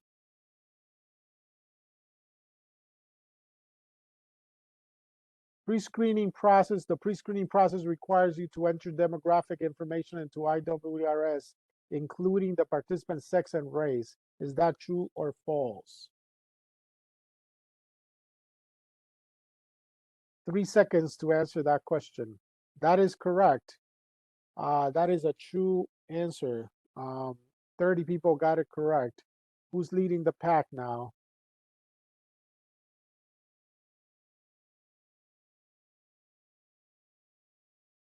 Nicholas is leading the pack. Question number 4. If a participant does not provide a social security number, this disqualifies them from participating in the program. Is that true or false? 7 seconds left to participate. 5, 4, 3, 2, 1. True or false? 31. That is correct. If they do not provide a social security number, they can still participate in the Illinois Works program. So that was false. Who's leading right now?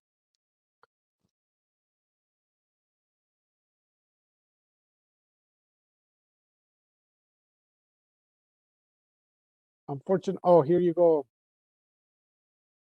I think Dominique is now leading the pack.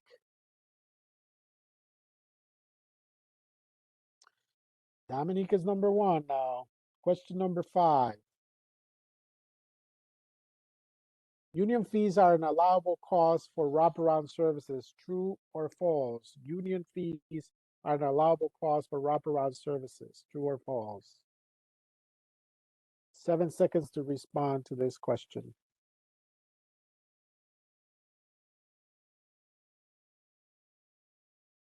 It's actually false. Union fees are not an allowable cost in Illinois Works. wraparound services application fees are, but not union fees. Let's see who's leading the pack now. Loveside is now leading with 3,858 points. Question number 6. Stipends for pre-apprentice participants are now up to from $11 an hour to which amount? What's the amount that now we moved it to? It went from $11 an hour instruction hour to what?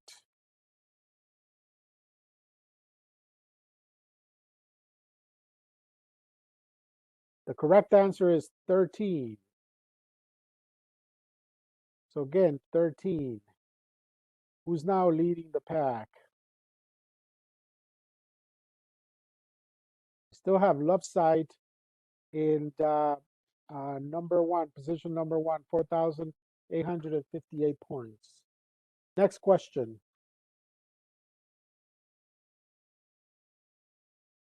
The career assessment must be entered into the Illinois Works reporting system within 24 hours after the participants completed. True or false? Is that true or false? You have 5 seconds left to answer.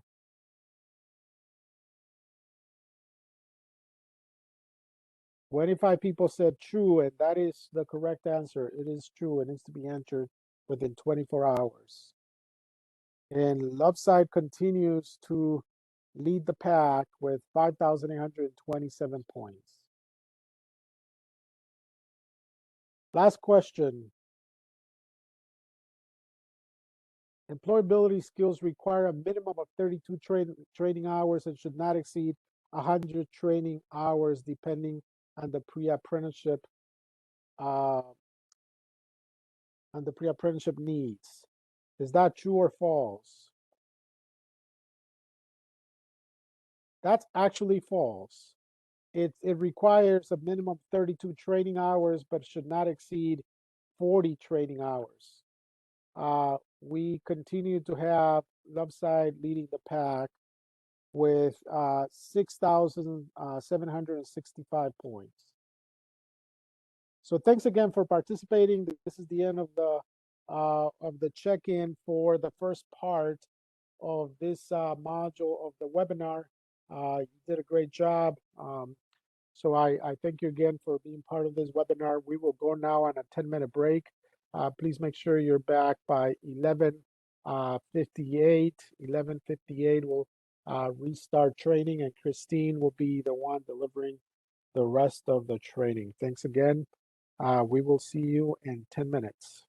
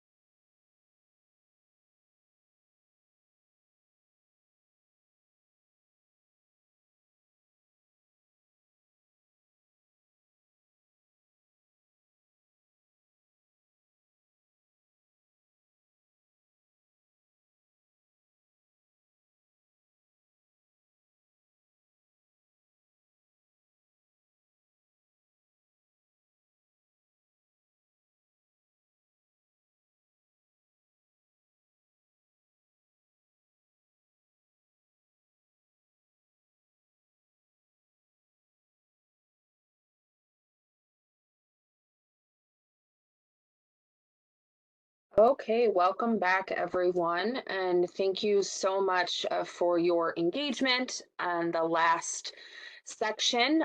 We will be doing another room at the end of my portion, so we'll see if Diva can maintain her lead. But we're going to go ahead and start talking about the updates for the final sections of the grantee manual. So you will notice, similar to Norman's sections, there will be some that are kind of minor updates. We maybe changed some language or added a clarification, while others will be brand new. So I'm going to spend time talking about minor and major updates, but I'm really going to delve a little bit deeper into those major updates just because they are going to be brand new to all of you, and I want to make sure that you have time to ask questions or get clarification. So we're going to start with section 8, which is program completion, transition services, and follow-up. So yes, Steve, I'm calling you out. So on the section overview, we have gone ahead and added a new objective or a new update. So that is the pre-transition career assessment. This is the item that Norman referenced earlier in the training, but you'll notice this is a new item on the section overview. Now, the next update has to do with successful completion status. So for the Illinois Works pre-apprenticeship program, successful completion means when an individual has met all of the requirements of that program.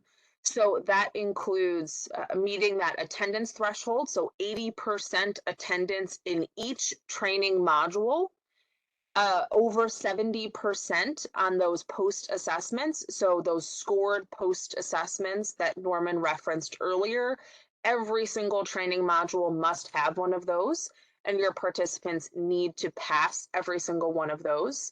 There's also the expectation that any certifications that were listed in your curriculum are also obtained. So if you are offering NAB2, NCCR, or ICCE or ICCB, your participant has to have that certificate, have earned that certificate. OSHA 10, first aid CPR. Some others will have, Flagger or, additional trainings. I know some have a CDL that they offer. For those also are going to be items that you need to show that participant completed, because that means they completed the curriculum you submitted to our team. So that is what we will be looking for. So a successful completion is when they've met all of those requirements. This year, we are also going to offer successful completion for individuals who have done an appeal. So I'm going to talk a little bit more about appeals later on in my section, but an appeal is submitted to your grant manager on the condition that that individual was not able to complete the program due to circumstances outside of the grantee's control. So you can then submit an appeal on behalf of that participant to your grant manager. Again, we're going to talk about that a little bit more in depth, but that is an update in this section. So the next update, and this is brand new, so this is a major update for the grantee manual. So all pre-apprenticeship participants who remained engaged in the program through the end of instruction, so whether they successfully complete the program, meaning they met all of the requirements, or perhaps they've stayed through the entire program, but they still are working on certain courses, they will be asked to provide feedback on their program experience through a participant satisfaction survey. So this is a new mandatory step for all participants and programs, and you're required to ensure that these surveys are completed. So this survey is created by our office. You will receive a link that will be passed on to your participants for them to complete the survey. And it can be completed on a computer, on a mobile device. And then all of those responses are going to be anonymous. So individual data will not be available to grantees. We will not have the participant's name. all of those are meant to be anonymous, so we can really start to get solid feedback on how participants are functioning in the program, if there are any pieces of the structure of the program that can be changed or strengthened. And so while you will not get individual data, we will provide you with aggregate data. So if there are general trends from your participants, we'll provide that to you so you can continue to improve your program on the ground. So this guidance for that survey is available to you on page 134 for those of you who are following along in the manual. So the next item I'm going to talk about is a transition plan. So once that pre-transition career assessment is completed, the transition services coordinator should create a transition plan. So this plan is created by adding services into IWRS. So this is not an alternate sheet or an alternate item. It's simply done by going into IWRS and adding in those transition services to that participant's profile. Many of you did this last year, so unbeknownst to you, perhaps you were creating a transition plan. But that is new guidance this year, is we need you, when you are setting up those transition services, please go in, add them to IWRS, because that is what we will be checking and looking for, that transition plan to have been set up with your participants. It's so essential that those services are there, to make sure that those services are being offered, because that gives your participants just a little bit more support, just a little bit more of a chance to really make that successful transition. So at this time, so during this transition period is also when the transition services coordinator is going to utilize the applicant tracking system.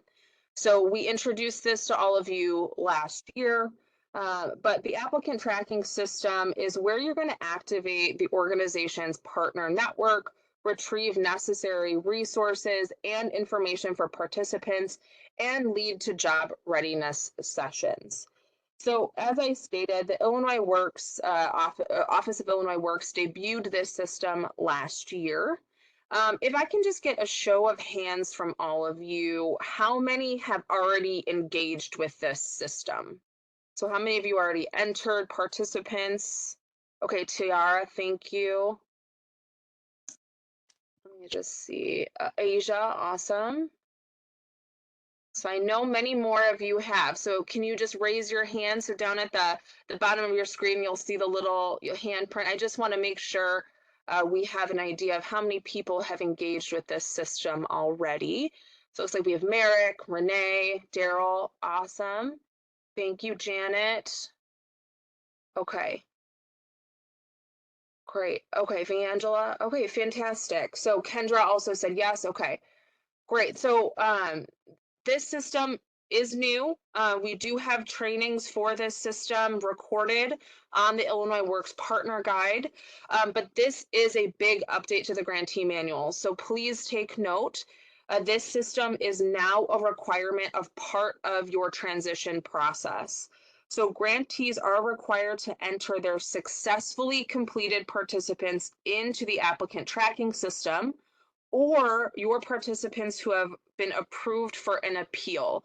So again, the participants going in here are the participants who have met all of the requirements. So they have all of their certifications, they attended all of their courses, they did all of their post assessments, and they are now ready to be hired. They're ready to transition into a registered apprenticeship program.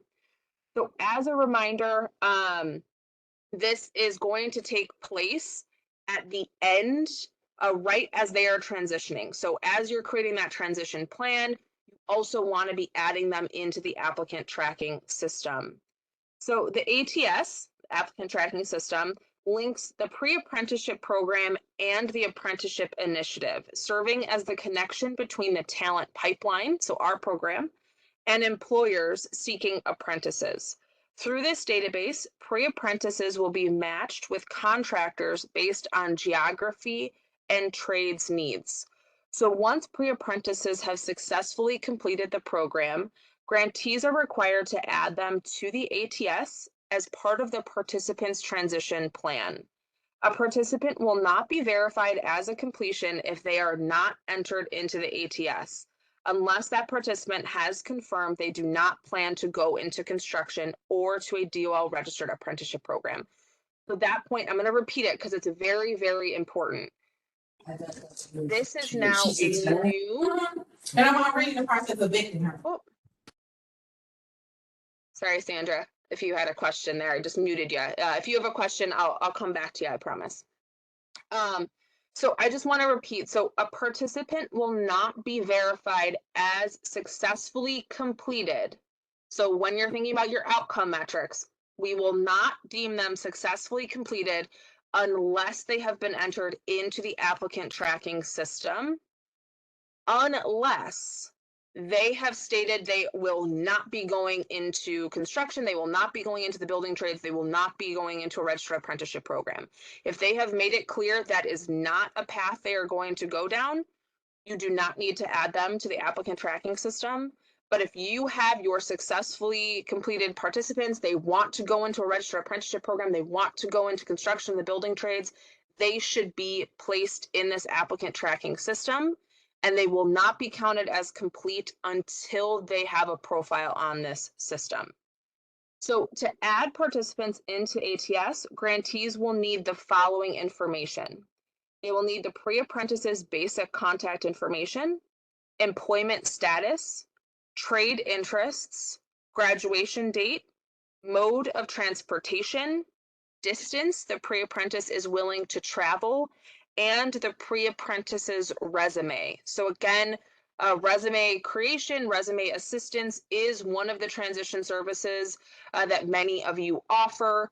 So you will need a resume, an updated resume for that pre-apprentice to add them to the applicant tracking system.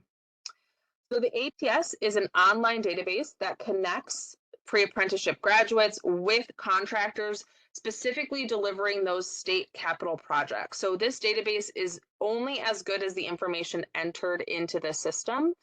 So you want to make sure that when you're entering it, it's accurate. Because those contractors will be looking at these resumes, they'll be looking at these profiles, and they want to know how far is this individual going to travel? What areas of interest do they have when it comes to the trades? Are they available to be hired? So you want to make sure when you're entering these participants' information, you want to keep that accurate. If you're continuing to work with these participants, so you're doing your regular follow-up with them, and you find out they're still looking for work, or perhaps they, had work and now they're back on the market, you want to come back into the system and just update them so that they once again can get hired, can get back into the pool of candidates that they can then go out and continue their construction or building trades career. So those are all of the updates for Section 8. I did see a question, let me see in the chat from Mike. So how many contractors are utilizing the system? So that is a great question, Mike. So we have worked with our apprenticeship initiative. They are doing active outreach and connections with contractors as well as with the departments and agencies that they work with. So whenever a contractor comes on to a new project, when they're stating that they don't have access to pre-apprentices or they don't, have the staff that they need, they are being referred into this system. So I don't have an exact number for you, but this enrollment is ongoing since the system launched late last year. So that was a great question. Any other questions that you see in the chat, Viralee? No questions in the chat. Okay, awesome. Hold on, there is one more. Just popped in from Mike. All candidates being required, I assume, include trade utilizing hiring halls, where contractors have limited control over who they bring on, especially as apprentices.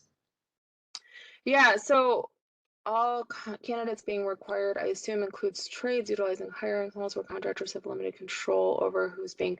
Yeah, so the contractors that we're utilizing or that are going to be utilizing the system are really focused on those state capital projects. So they're going to be working under or with the departments. So the apprenticeship initiative and our program will be working with those programs, those contractors who have won those bids to ensure that they're complying with this and that they are ideally pulling from our pool. Now, the piece that I didn't mention is that we do also have a tie-in to that bid credit program that will debut this year. So that will give additional incentives to those contractors who have the ability to bring on those apprentices to then hire from that system and receive those bid credits. So there are certainly incentives and aspects of this that come down to those contractors who are able to decide on who they bring on. And then I did see another question in here from Diamond. So once you submit everything but forgot to include something, how do you edit? So Diamond, I would encourage you and anyone else who has kind of similar questions on how the system works to go onto the Illinois Works Partner Guide. We have added a specific section that is just for the applicant tracking system. So you can go in there and watch the original webinars. You also can watch short tutorials where it will actually walk you through not only how to add new people, but how to edit their profiles as well. So to kind of answer your question on that front. So let's go ahead and move on to our next section. So this is section 9. For those of you who are following along, this is going to start on page 140 of the Grantee manual. And this is about professional development and technical assistance. So the first kind of set of updates that we have is regarding the professional development offerings. So to help ensure program success, we provide a robust catalog of both professional development and technical assistance offerings. So these include webinar sessions like the one you're in today, program coaching, what we are now calling Toolbox Tuesdays. So for those who are returning this year, you will know those as Lunch and Learns. They will now be Toolbox Tuesdays. We will get a calendar of all of those dates out to you as soon as they are all set. But as a general rule, they will be the second Tuesday of each month. So look out for those. We will also be debuting regional meetings. So these regional meetings are biannual, in-person, full-day professional development gatherings for grantee staff members and administrators. They promote networking between grantees and provide updates on Illinois Works and IWRS. The location and scheduling details will be available on the Illinois Works Partner Guide in the coming weeks. So we will release those dates very soon. We also offer technical assistance, so one-on-one support from myself or from Dan, depending on who your grant manager is. And then, of course, the annual conference, which we will host again in the fall. So we will get those dates out to you as well. So to learn about additional offerings, more in-depth information about that list that I just went over, you can reference page 151 of the Grantee manual. I also want to call your attention to 3 updated tables. So table 19, table 20, and table 21. Those list out all of these sessions. So they'll provide you a title of the session, the webinar session, a short description, and then the type of audience, so who the target audience is. So you can see on table 20 here on your screen, the 2023 Grantee Manual updates. That is the session you are in today. But you can reference these tables to see any of the other webinar offerings that we will be providing this year. And then the dates and registration links are on the Illinois Works Partner Guide. All right. So next up, we are going to move on to some big developments in our program coaching model. So program coaching is a tailored engagement between a professional program coach and a grantee. This opportunity allows grantees to receive individually tailored support with the goal of mitigating or preventing program challenges and proactively supporting program success. So the goal of program coaching is to provide grantees with customized support following 3 domains. So these domains are new this year. So those 3 domains include instructional certifications, pre-apprenticeship life cycle, and business development. So the Illinois Works coaching domains address approximately 30 coaching needs. So if you need more information about these domains, please refer to Table 22.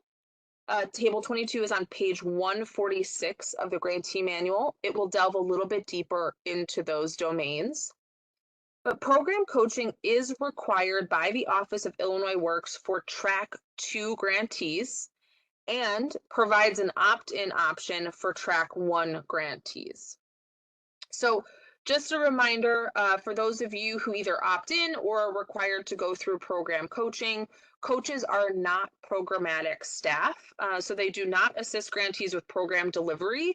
They're there for help with guidance, for planning, and program coaching is really meant to be proactive and preventive one-on-one support. So it's driven by a needs analysis and coaching plan.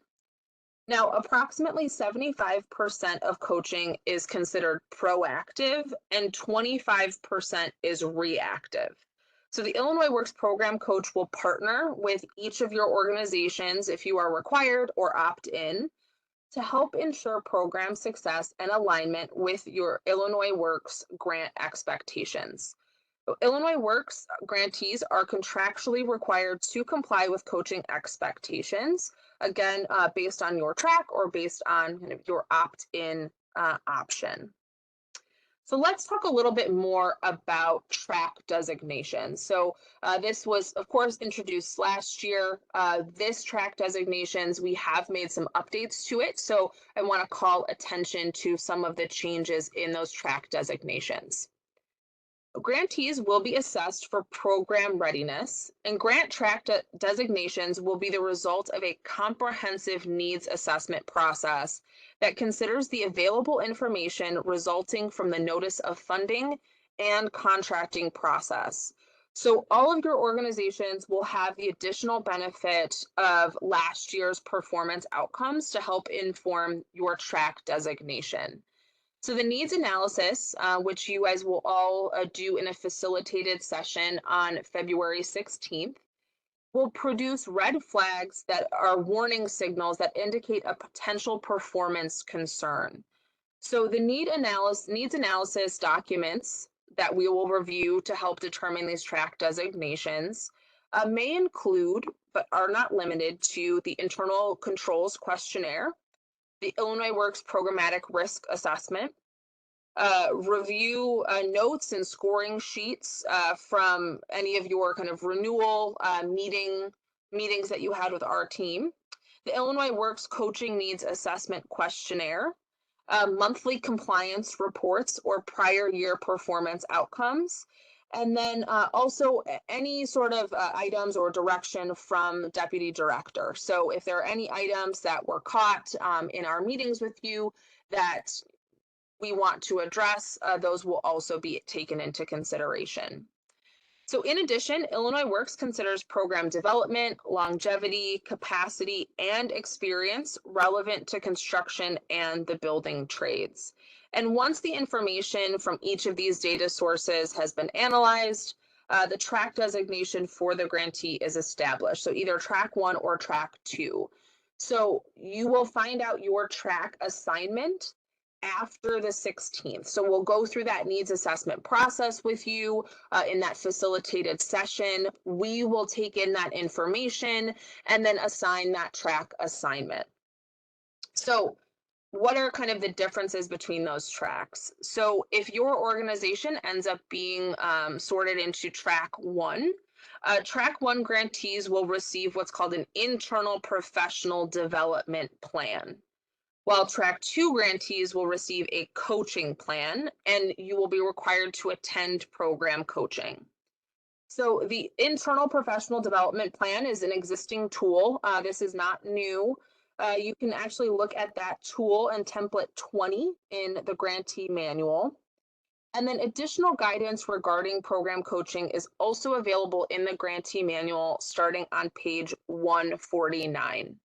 So again, just to kind of distinguish, track one, both sides, you're going to end up with a plan for professional development and support. Track one will get a professional development plan. Track two will get a coaching plan. So next up, I kind of want to just discuss a little bit the distinction between program coaching and technical assistance. So program coaching is really focused on prevention and mitigation, while technical assistance aids with course correction. So a good way to kind of think about this is program coaching is really kind of helping you build, it's helping to remove any barriers before you have issues. While technical assistance is once you've found yourself, out of compliance or there's some sort of issue that's come up, technical assistance is really meant to help address that reactively. So once something has happened. Now, program coaching is also something that's regularly scheduled, while grantees will be alerted when technical assistance is necessary. So once you're out of compliance, you'll be alerted that technical assistance is needed, whereas program coaching is something that is ongoing. You know when it's going to happen. Again, program coaching is proactive, technical assistance is reactive, and program coaching is delivered by independent consultants, while technical assistance is delivered by Illinois Works grant managers and Illinois Works staff. So that's really important. So your program coaching is going to come from a team of external independent individuals. So they are not at the direction of us saying, hey, they're having this issue, go and deal with that. They are there to really help support you. They're there to help be proactive and address any items that you may see are areas that you want to build in. Whereas myself and Dan are on the technical assistance side. We are going to be dealing with any sort of compliance hiccups and try to make sure that you're getting back on track if you have gotten off track. So that's a really important distinction, that technical assistance will come from your grant manager, whereas program coaching is going to come from that independent team. So are there any questions about professional development updates at this time? No questions in the chat, Christine. Okay, great. So let's go ahead, we'll move on to section 10.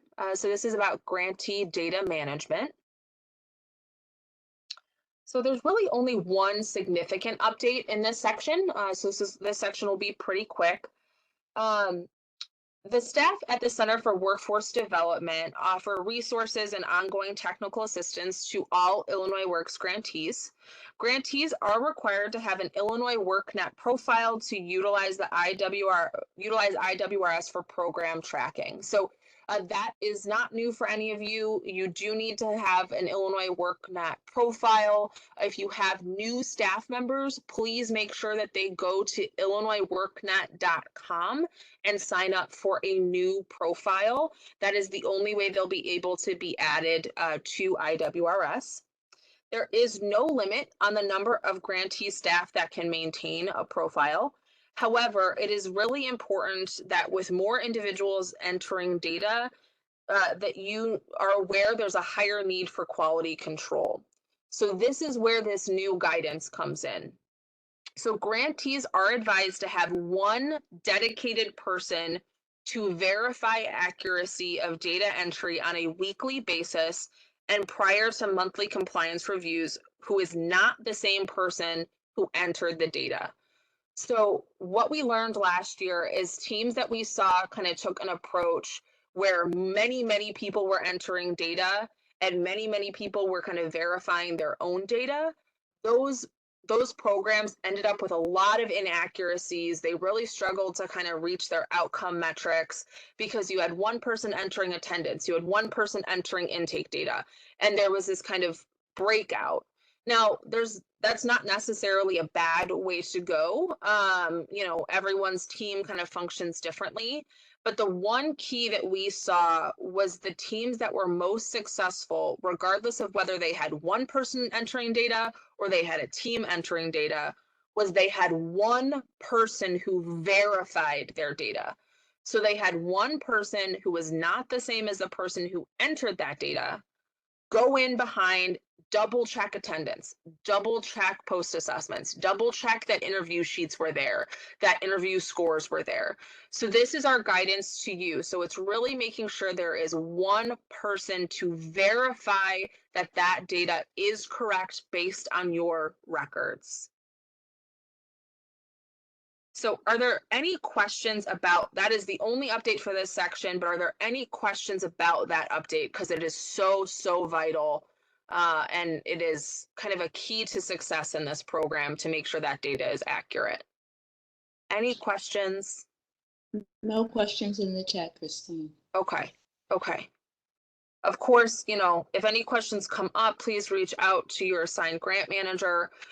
But, as you all learned last year, data is a very key part of this program. So you want to make sure that it's accurate. So next up, we'll talk about section 11. So this is finances, records, and reports. Now, there are several very important updates in this section. So first, you will notice in section 11, which starts on page 164, we have a couple new section overview points. So the first is accurately and timely submission of your required standardized data reports. We also added in a performance-based payment appeal form. So this is where I'll talk more about that appeal form. And then also determine the appropriate use of funds, how to request an advance or budget modification, and how to establish a procurement policy. So some of these are very new. Some of these you guys might have some information about already, but there are some kind of key updates here. So the first one is regarding your periodic performance report. So the PPR is due on a quarterly basis within 30 days of the end of each quarter or as outlined in your grant agreement. Grantee performance data is tracked, as you all know, in IWRS. And as a result, because you track your data in IWRS, you are not required to provide any supporting documentation for your performance. So these reports are still required. You still need to send them to your Office of Grants Management grant manager, but you don't need to offer any additional supporting documentation because you are entering all of your programmatic data into IWRS. So again, this report's going to go to your Office of Grants Manager, Office of Grants Management grant manager. So if you have questions specifically about your report with them, specifically about what they're looking for on this report, please reach out to them. Your grant managers on OGM have stayed the same for this year, so you can continue to reach out to them for questions on this report and any other GATA reports. So next up, let's talk about budget modifications. So many of you last year went through a budget modification process. We have gone ahead and added guidance into the grantee manual this year about budget modifications. So I just want to go through kind of the process of them and then also some things to keep in mind regarding your budget modification. So Illinois Works grantees can change your budget at any point during the year. And the way that you're going to do that is by following the process on your screen here. So I'm not going to read through every single one of these steps. You can read these on your screen, but the most important one that I want to call attention to is the first one. So it is submit an updated budget template to your assigned Illinois Works grant manager via email with all budget changes highlighted. Why that is important is because we need you to start any budget modification with our team first, so we can ensure whatever you're looking to change is an allowable cost under our grant. So once that is submitted, we will review it and approve it. Then we will move that on to the Office of Grants Management, where they then will ask for any additional items they may need, if they need a clarification. But what's important about that is that no budget modification can move forward without our approval. So if we approve it first, it will make the process go much faster. So keep in mind, any budget modification needs to start with your Illinois Works grant manager. Now, some additional items of importance that are related to budget modifications, and these are kind of tips that we learned last year. So just keep these in mind if you do decide to do a budget modification. So the first one is that budget modifications can take anywhere from 4 to 6 weeks to fully process. So that is very important because you want to time these well. And you want to time these well because once this process is started with OGM, they will shut down your reimbursements.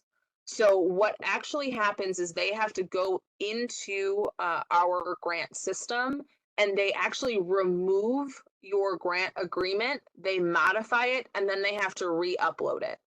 Once your grant agreement has been removed from that system, you cannot be approved for any reimbursements on our grant. So you want to be really cautious about how many times you're doing these budget modifications, because not only do they take 4 to 6 weeks, that also means that for those 4 to 6 weeks, you will not be able to get any reimbursements. So I really advise do not do a budget modification unless you absolutely have to. And even then, I would say max do 2 during the year because it will shut down that reimbursement for you.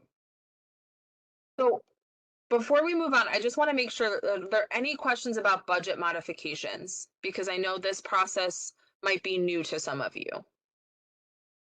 Not seeing any. Yeah, no questions in the chat so far, Christine. Okay, great.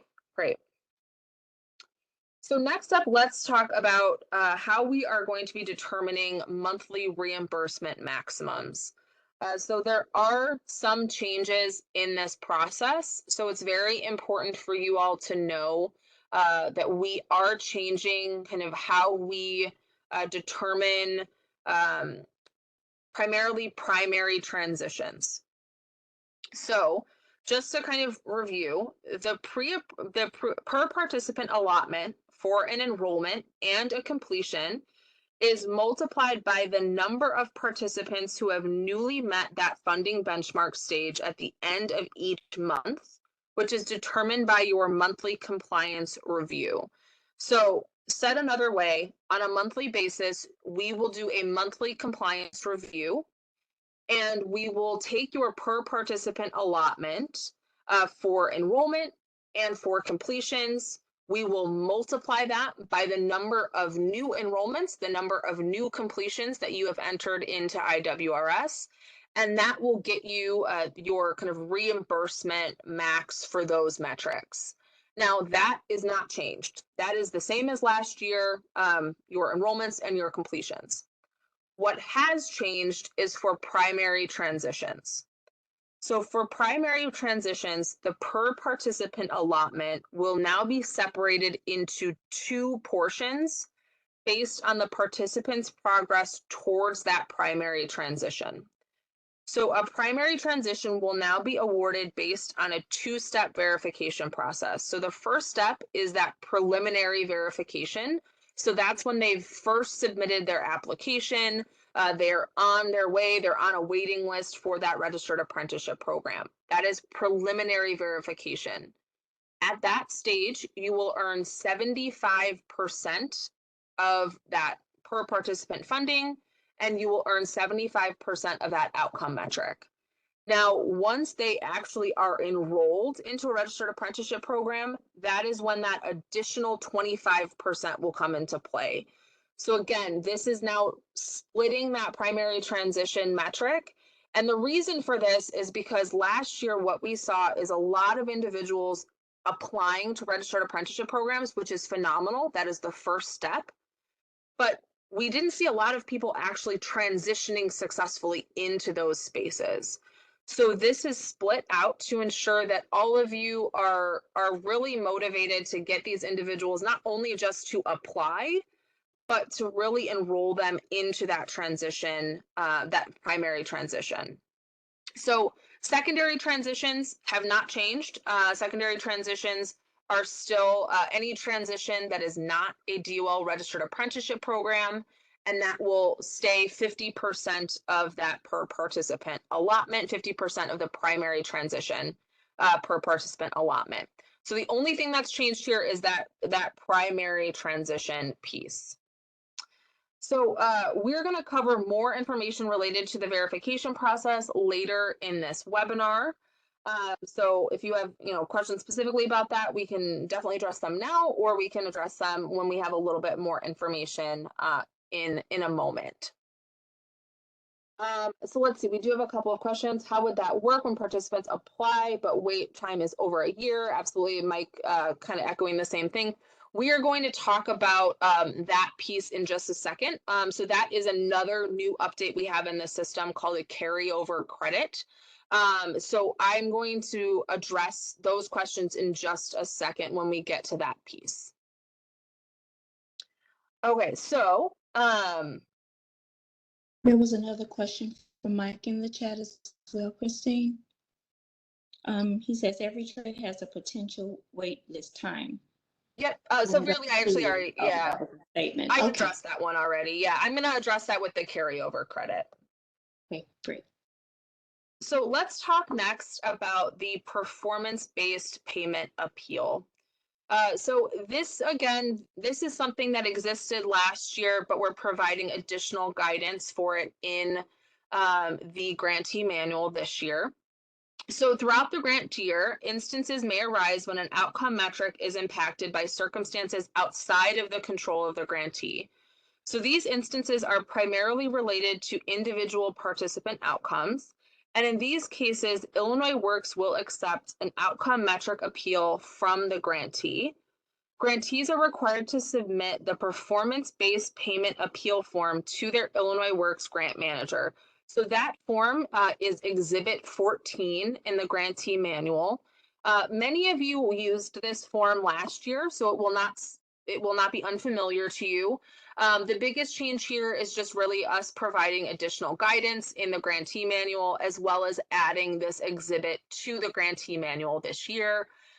Again, that's Exhibit 14, and this is used for instances primarily when they're outside of the control of the grantee. So one really good example of this is we had some grantees last year who had participants who were going through the process, they went through the instruction, they got about halfway through, and then they got accepted and enrolled into a registered apprenticeship program.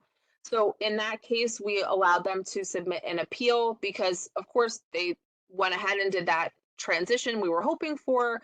That's outside of the control of the grantee, but that's just one example. So this appeal form is really useful in those instances or any other instances that are really outside of the control of that grantee. All right, so do we have, I don't see any new questions. Veerle, do you see any new questions? No new questions in Okay. chat. I do see something that just popped in from Dominique as we were saying that. Do these requirements apply to fiscal year 2022? So these are just for fiscal year 2023. So moving forward. So your participants moving forward. Great question, Dominique. Okay, so let's move on to section 12. So in section 12, this is using data for program management and continuous improvement. So there are several important updates to review in this section. The first one is we have added an additional objective. So here you can see we are referencing that participant satisfaction survey. As I mentioned that earlier in section 8, that this is a new requirement. And this is, we're going to kind of delve a little bit deeper into that requirement and kind of how you can use that for continuous improvement. So let's talk about the program improvement plan. So this debuted last year in last year's grantee manual, but all of you really kind of used it likely for the first time during your renewal process. So all of you were required to submit a program improvement plan during renewal.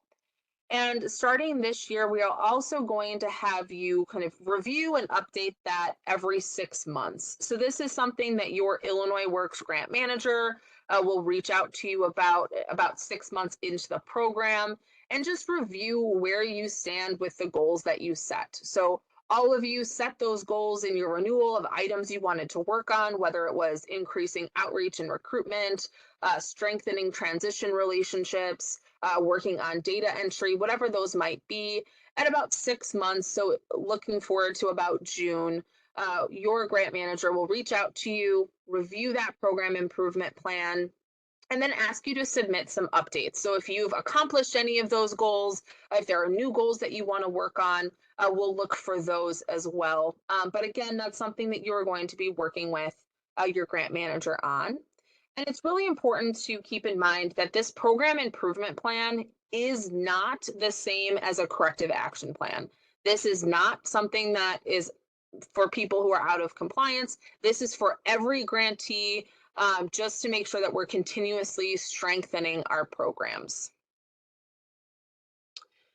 So next up, we are going to talk about the participant satisfaction survey. So I know I mentioned this a little bit earlier, but in keeping with Illinois Works' focus on continuous program improvement, both at a grantee and a network level, all pre-apprenticeship participants who remain engaged in the program through the end of instruction will be asked to provide feedback of their program experience through the participant satisfaction survey.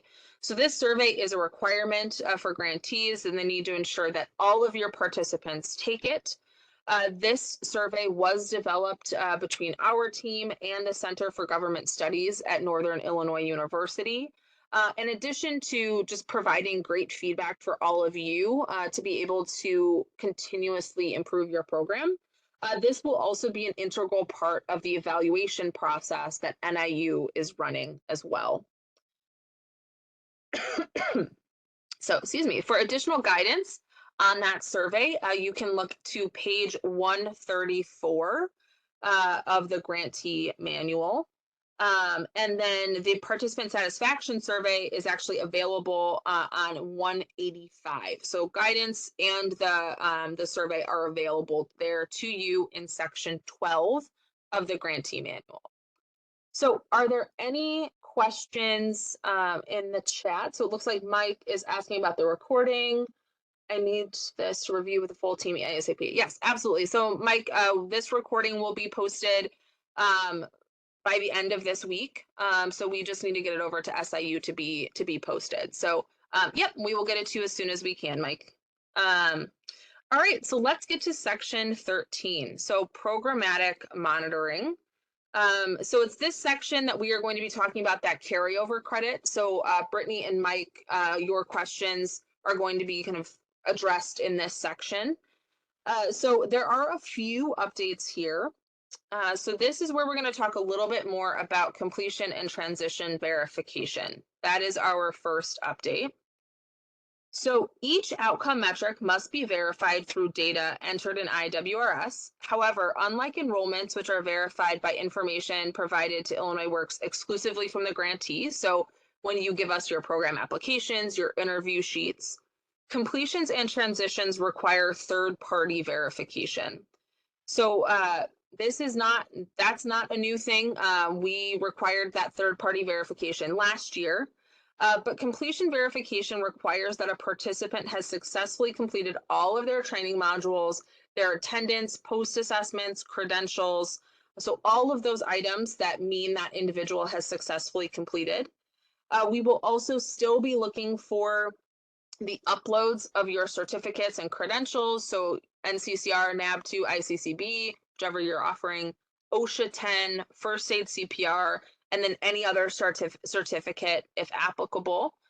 So again, that is the same as last year. We need the certification of those different credentials uploaded into the system.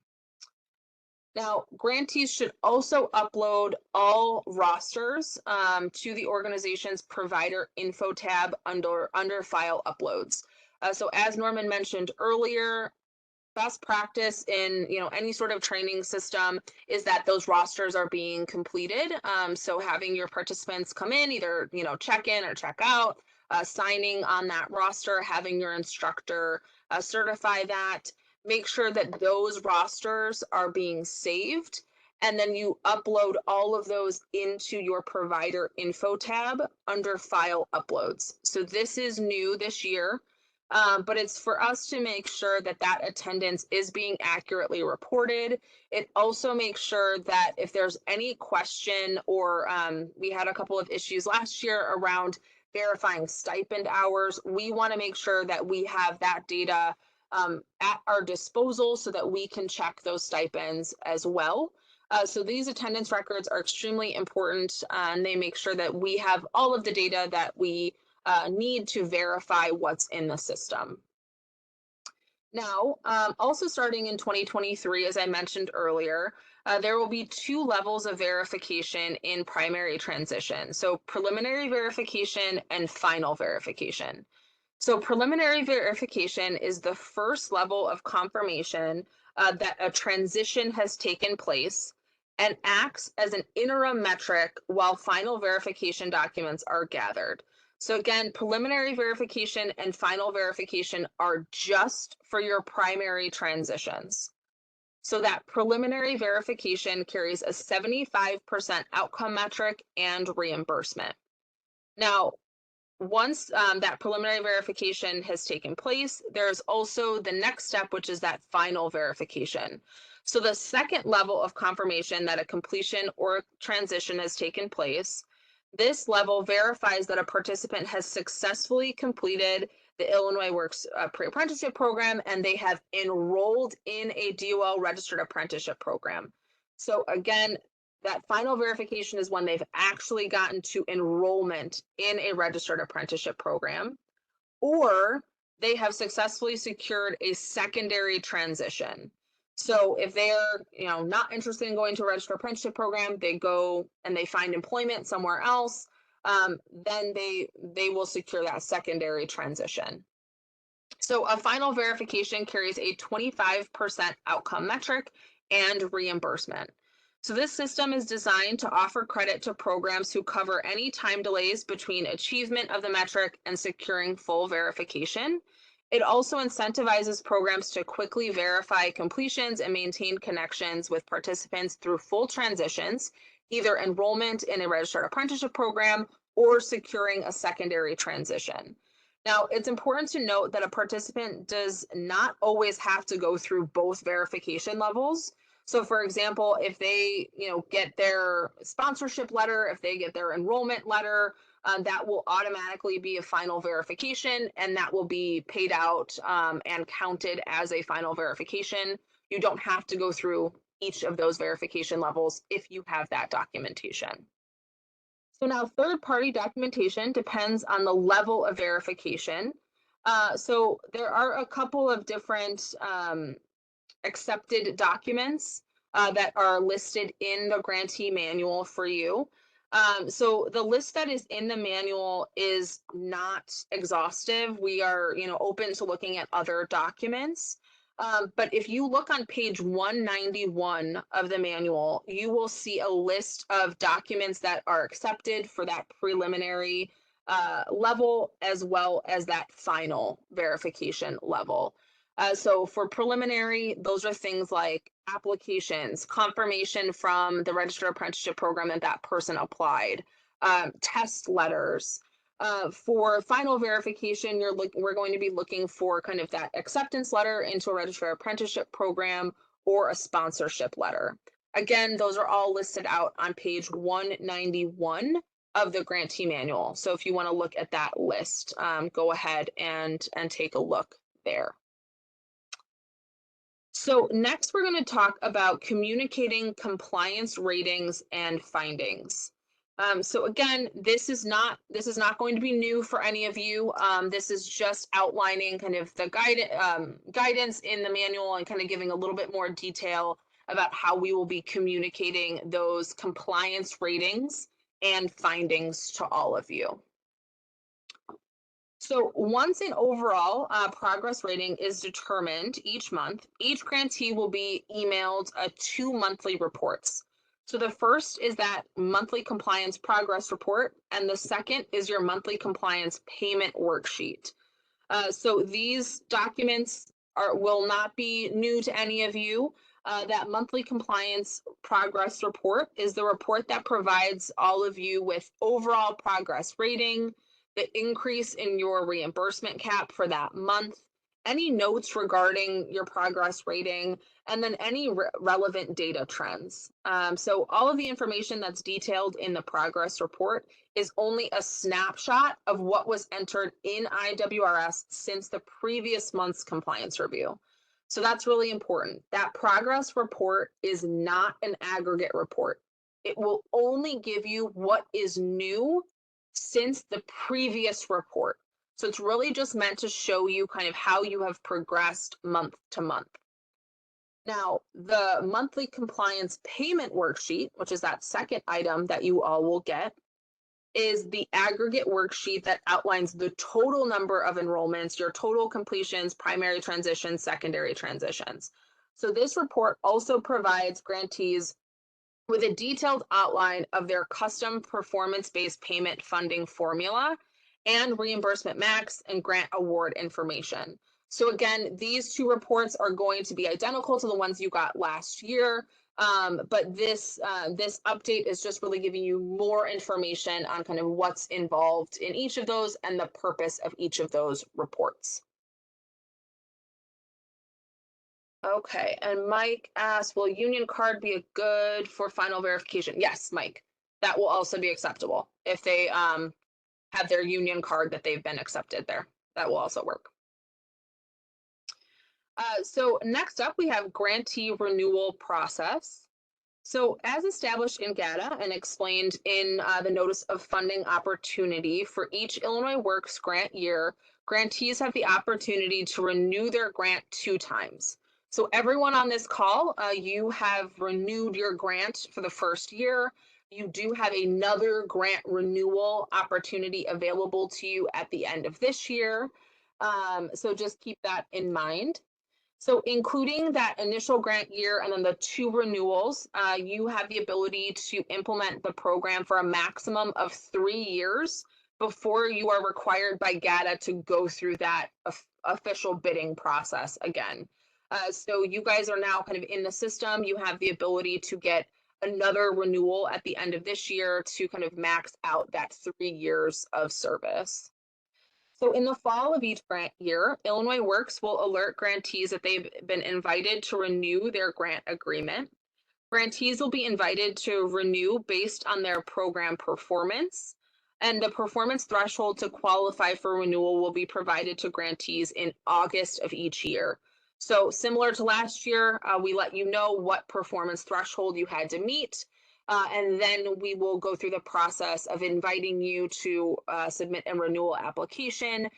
We will review that information and then, go through the process of offering you renewal as long as all of those items are met that we need you to submit and your threshold is met as well.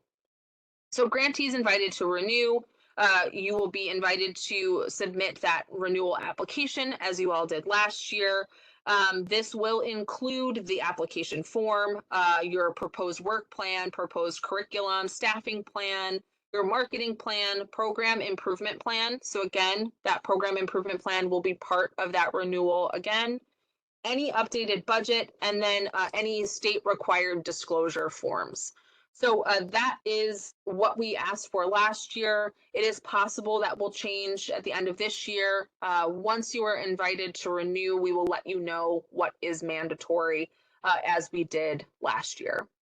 Now, one piece that I want to talk about that is related to the grantee renewal process, but isn't necessarily a eligibility for renewal, that is the closeout process. So all of you are going through the closeout process right now. So we are going through your IWRS data from last year. We are checking that we have accurate data, that it is complete.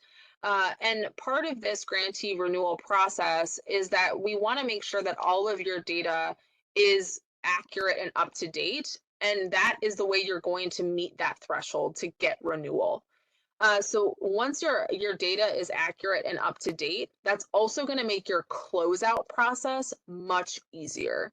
So that closeout again is related to that additional 10% of funding that is in your funding formula. So you want to make sure that not only you want your data to be accurate for this grantee renewal process, but you also want it to be accurate for that closeout process, because that's how you're going to unlock that additional 10% of your grant award. So are there any questions about that piece before I move on? I'm not seeing any in the chat. No Okay. questions in the chat. Okay, awesome. So next up, let's talk about the carryover credit. So Mike and Brittany, this is where I'm going to answer your question. So thank you for your patience on that. So we know that due to the timing of programming and cycles of registered apprenticeship program enrollment periods, it's possible that you're going to have a participant who will attend in 1 year, but they're not going to maybe complete the program or fully complete their primary transition until the following grant year or 2 grant years, right? So, you know, maybe you have someone who joined last year, but they don't actually get into the program until your second renewal year. So that is why we have designed this process. So this is called a carryover credit, and this will be provided to grantees for their pre-apprentice graduates related outcome metrics. So if a completion or transition takes place within the same grant agreement as the original enrollment, we will be able to provide you that per participant allotment. So this is where you start to have that breakout of, you know, if someone's waiting a year to get into a registered apprenticeship program, you still have the ability to recoup that kind of 25% on that final verification. So it doesn't kind of end at the end of that grant year. It's extended. So Illinois Works pre-apprenticeship grant agreements last a maximum, as I said before, a maximum of 3 years. The initial grant year followed by 2 renewals. So these renewals are extensions of the original grant agreement. And after the second renewal, GATA requirements dictate that grantees must reapply and go through a competitive bid process.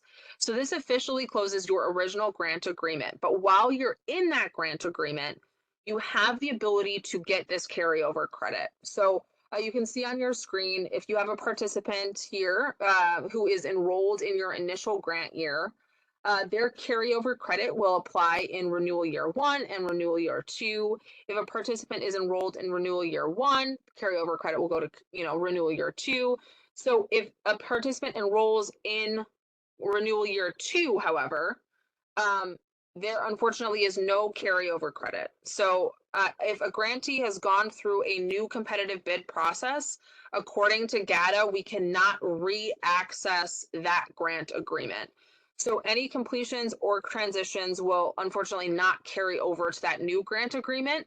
But while you are in your existing grant agreement, you have this kind of 3-year span where if people are waiting to get into a registered apprenticeship program, if they're waiting to get into or they're waiting to be sponsored, they're getting their offer letter, whatever that might be, you have this kind of extended time period where you can still access those funds.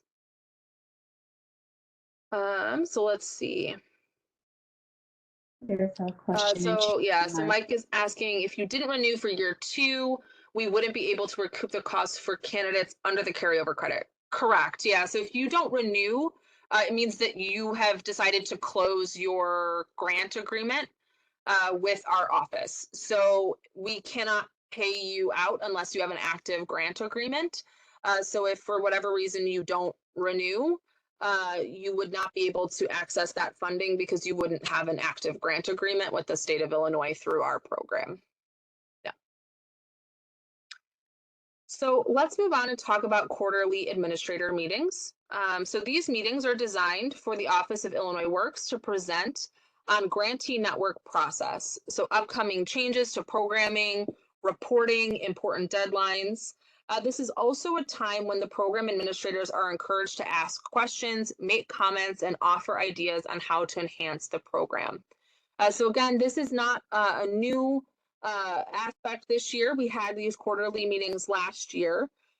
What is going to be new, however, is that because we are introducing the regional meetings this year, which are those biannual in-person meetings, we do ask that all program administrators attend at least 2 in-person quarterly administrator meetings, which will take place at those regional meetings as well as the annual conference.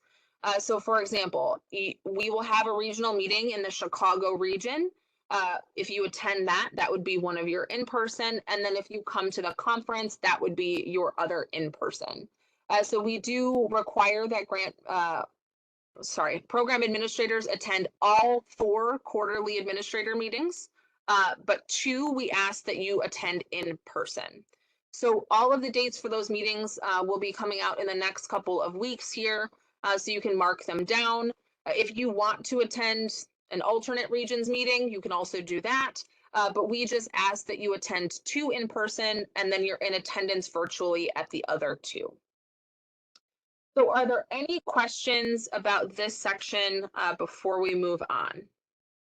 There are no questions in the chat, Kristen. Okay. All right. So let's go to section 14. So this is about audit requirements. We actually had no updates to this section. So we put it here just so that you know we are kind of finishing out the grantee manual. But please refer to these audit requirements. This is also something you can ask your Office of Grants Manager, Grant Manager about, Office of Grants Management, Grant Manager about. If you are required to do an audit, depending on how much funding you got from the state, or other aspects of your program. So please reach out to the Office of Grants Management with any of those audit questions. Now, are there any questions before we can do our final Mentimeter check-in and see if Eva can continue her reign in first place? Okay, I'm not seeing any. Okay, thanks, Verily. So let's go ahead. Let's get back into our room. So if you can all go over to Mentimeter. So you'll go to www.menti.com. Oh no, Diva. Okay, you can do it. We have faith in all of you. So it's good to see all of your standings are back here. So please get over to www.menti.com and you'll put in that code 31665430. Looks like we have about 27 people in there. So let's go ahead and get started. So we're going to do a series of true and false questions. So the first one is a participant can be considered complete by Illinois Works if a grantee submits a completion appeal on behalf of the participant and the appeal is approved. True or false? We have 12 seconds. All right, get your answers in. True or false? All right, time's up. So true. Yes. Great job, everyone. So 21 out of 21. That is true. You can be considered complete as long as you have submitted an appeal and that appeal is approved. Great job. So Love Site is still in first place. So let's see if anybody can knock her out of that spot. So we'll do true or false again. And this question is, upon completion, grantees are required to add participants to the applicant tracking system as part of the participant's transition plan. True or false?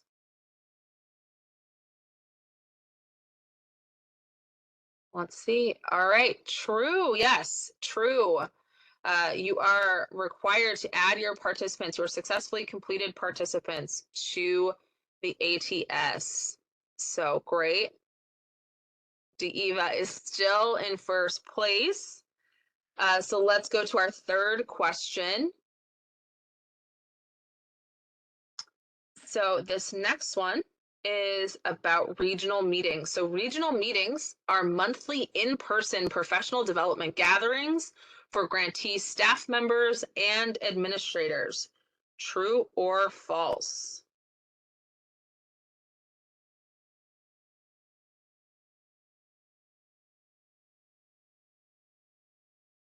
So false is the correct answer. So regional meetings are not monthly.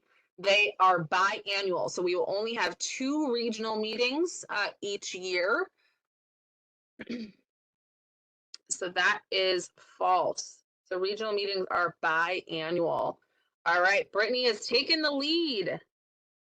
All right, so next up we have a question, another true or false.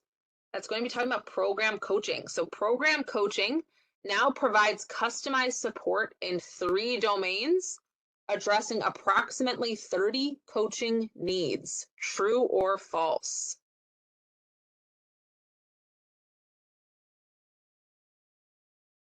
All right, time's up. And the answer is true. Great job for you, 18 who got that. So true. That is accurate. 3 domains addressing 30 coaching needs. All right, so Brittany still claiming the lead here. So next up, our next question is continuing talking about coaching. So true or false again. So true or false, coaching track 1 designees will receive an internal professional development plan, while track 2 will receive a coaching plan. Is that true or false?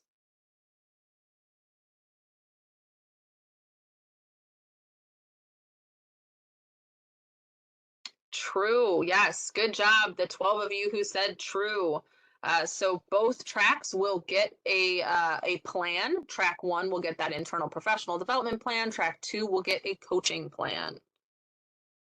So next up, let's see, we still have Brittany in the lead here with her little frog.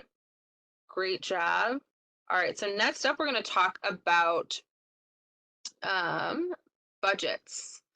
So true or false, Illinois Works grantees can change their budget at any point during the grant year.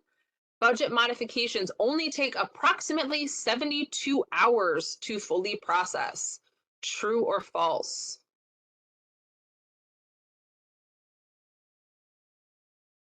All right, the 16 have got it. So yes, that is false. Unfortunately, budget modifications take roughly 4 to 6 weeks. I wish they only took 72 hours, but they take 4 to 6 weeks. So Brittany is in the lead here. So next up, so we have a question about closeout reports. So closeout reports are based on a grantee's completion of required closeout reports and finalizing data entry in IWRS. So true or false?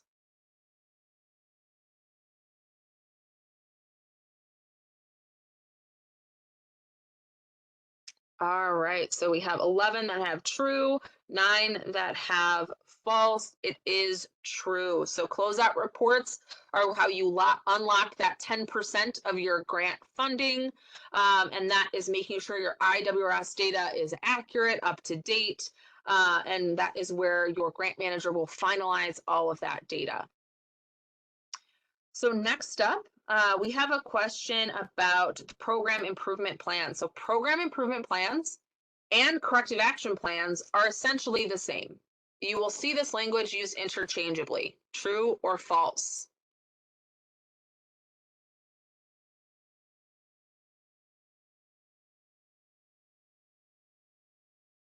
All right, it is false. Program improvement plans are for improving your organization's program. So they're really meant to make those goals for your program where you want to strengthen and then advance your program.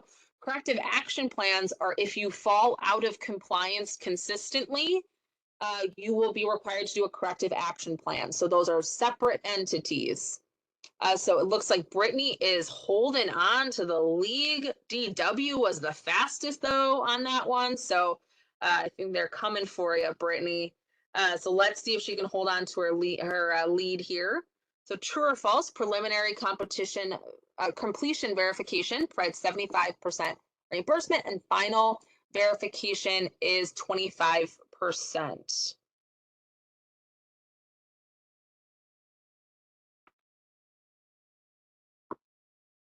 Okay, so true. And I just want to kind of add a correction there, and I feel like everybody should actually get this question because it should be preliminary primary transition verification, not completion. So I will give it to you two who said false there as well. I apologize. And then the last one is true or false. So this is our final one. So let's see who wins out here. Can Brittany hold the lead? So true or false, carryover credit occurs when renewal organizations have a remaining balance on their previous year grant. True or false?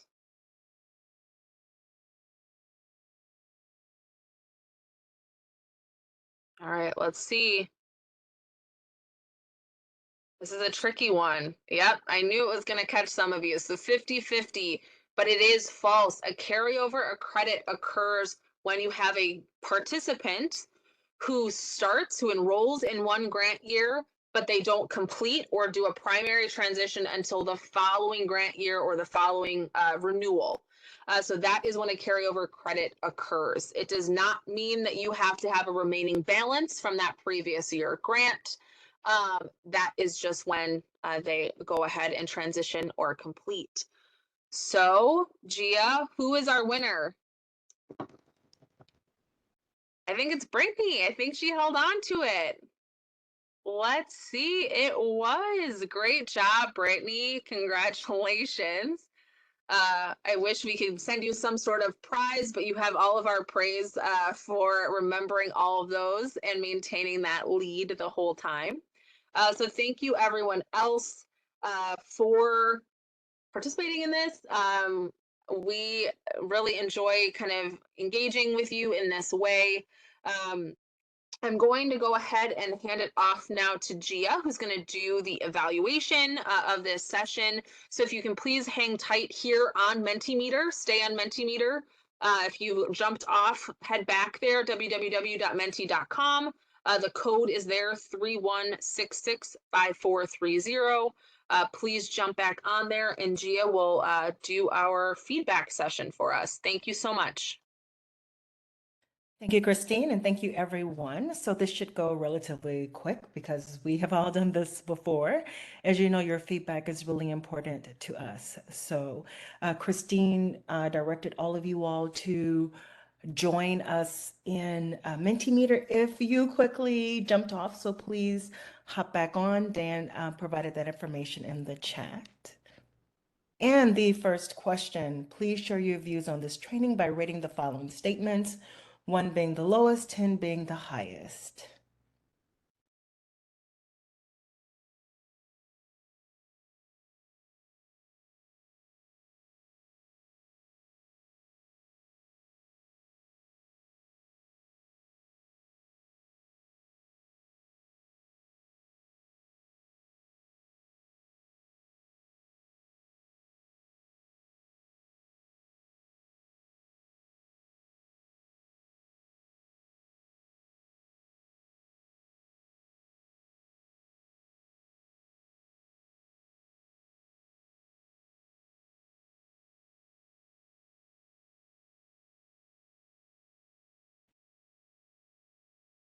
All right, awesome. Thank you so much. Let's go to the next question.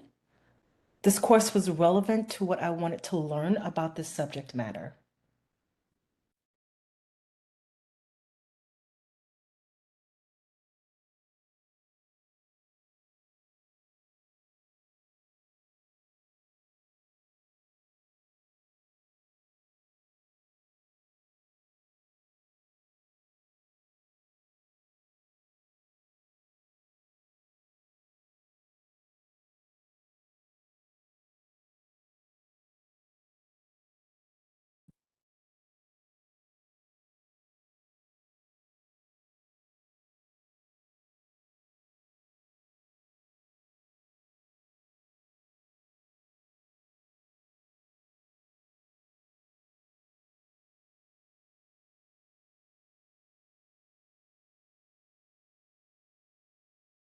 Okay, great. Thank you for your feedback. I plan to apply what I learned.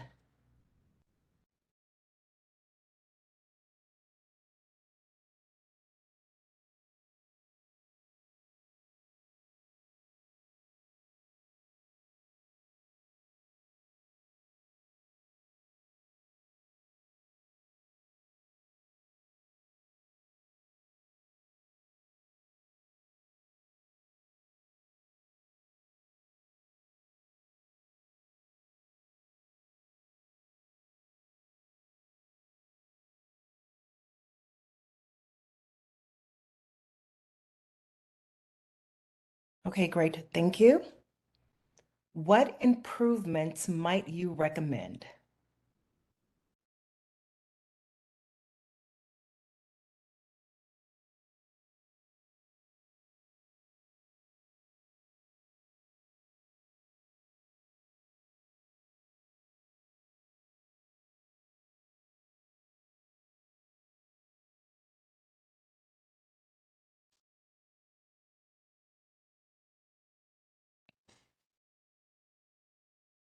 Okay, thank you.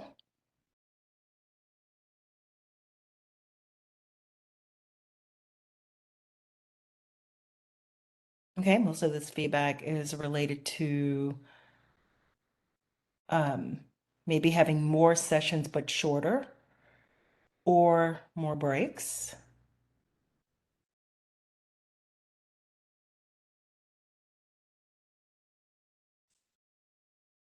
There we go. All right, awesome. Thank you so much. What did you find effective? So if we make changes, what would you prefer that we keep?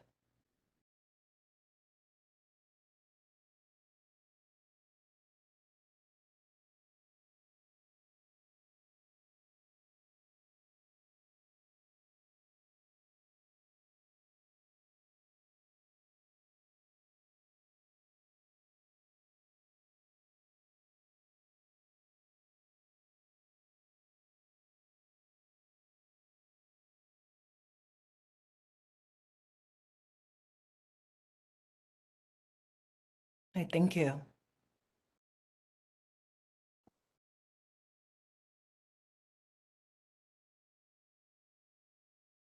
right, awesome. This is our last question. Is there anything else about this course you think we should know? So something we have not asked about, but you want to make sure we know.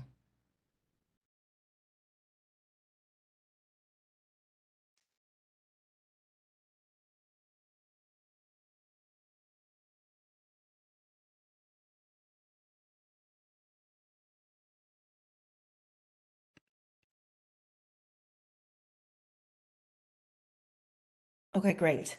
Thank you all so much for your time, participation, your engagement. We really appreciate it, and we look forward to seeing you during the next section. And I'm going to ask one of my colleagues if they could help me out here, because I think your next session is next week, Tuesday, which are the IWRS updates. But can someone confirm that? Yes, so we will see you all next Tuesday, February 7th. Please note, we will be sending out an update in a little bit. We are switching all of our webinar training sessions to begin at 9:30, so we can end a little bit earlier to give people back a little bit more time in their day. I've not sent that out yet, so don't freak out if you haven't seen it. I will send that this afternoon. But just wanted to give you a heads up. The next session, IWRS updates, Tuesday, February 7th, 9:30 a.m. We will see you all there. All right, see you guys then. Thank you. Thank you, everyone. Bye-bye. Thank you all. Bye.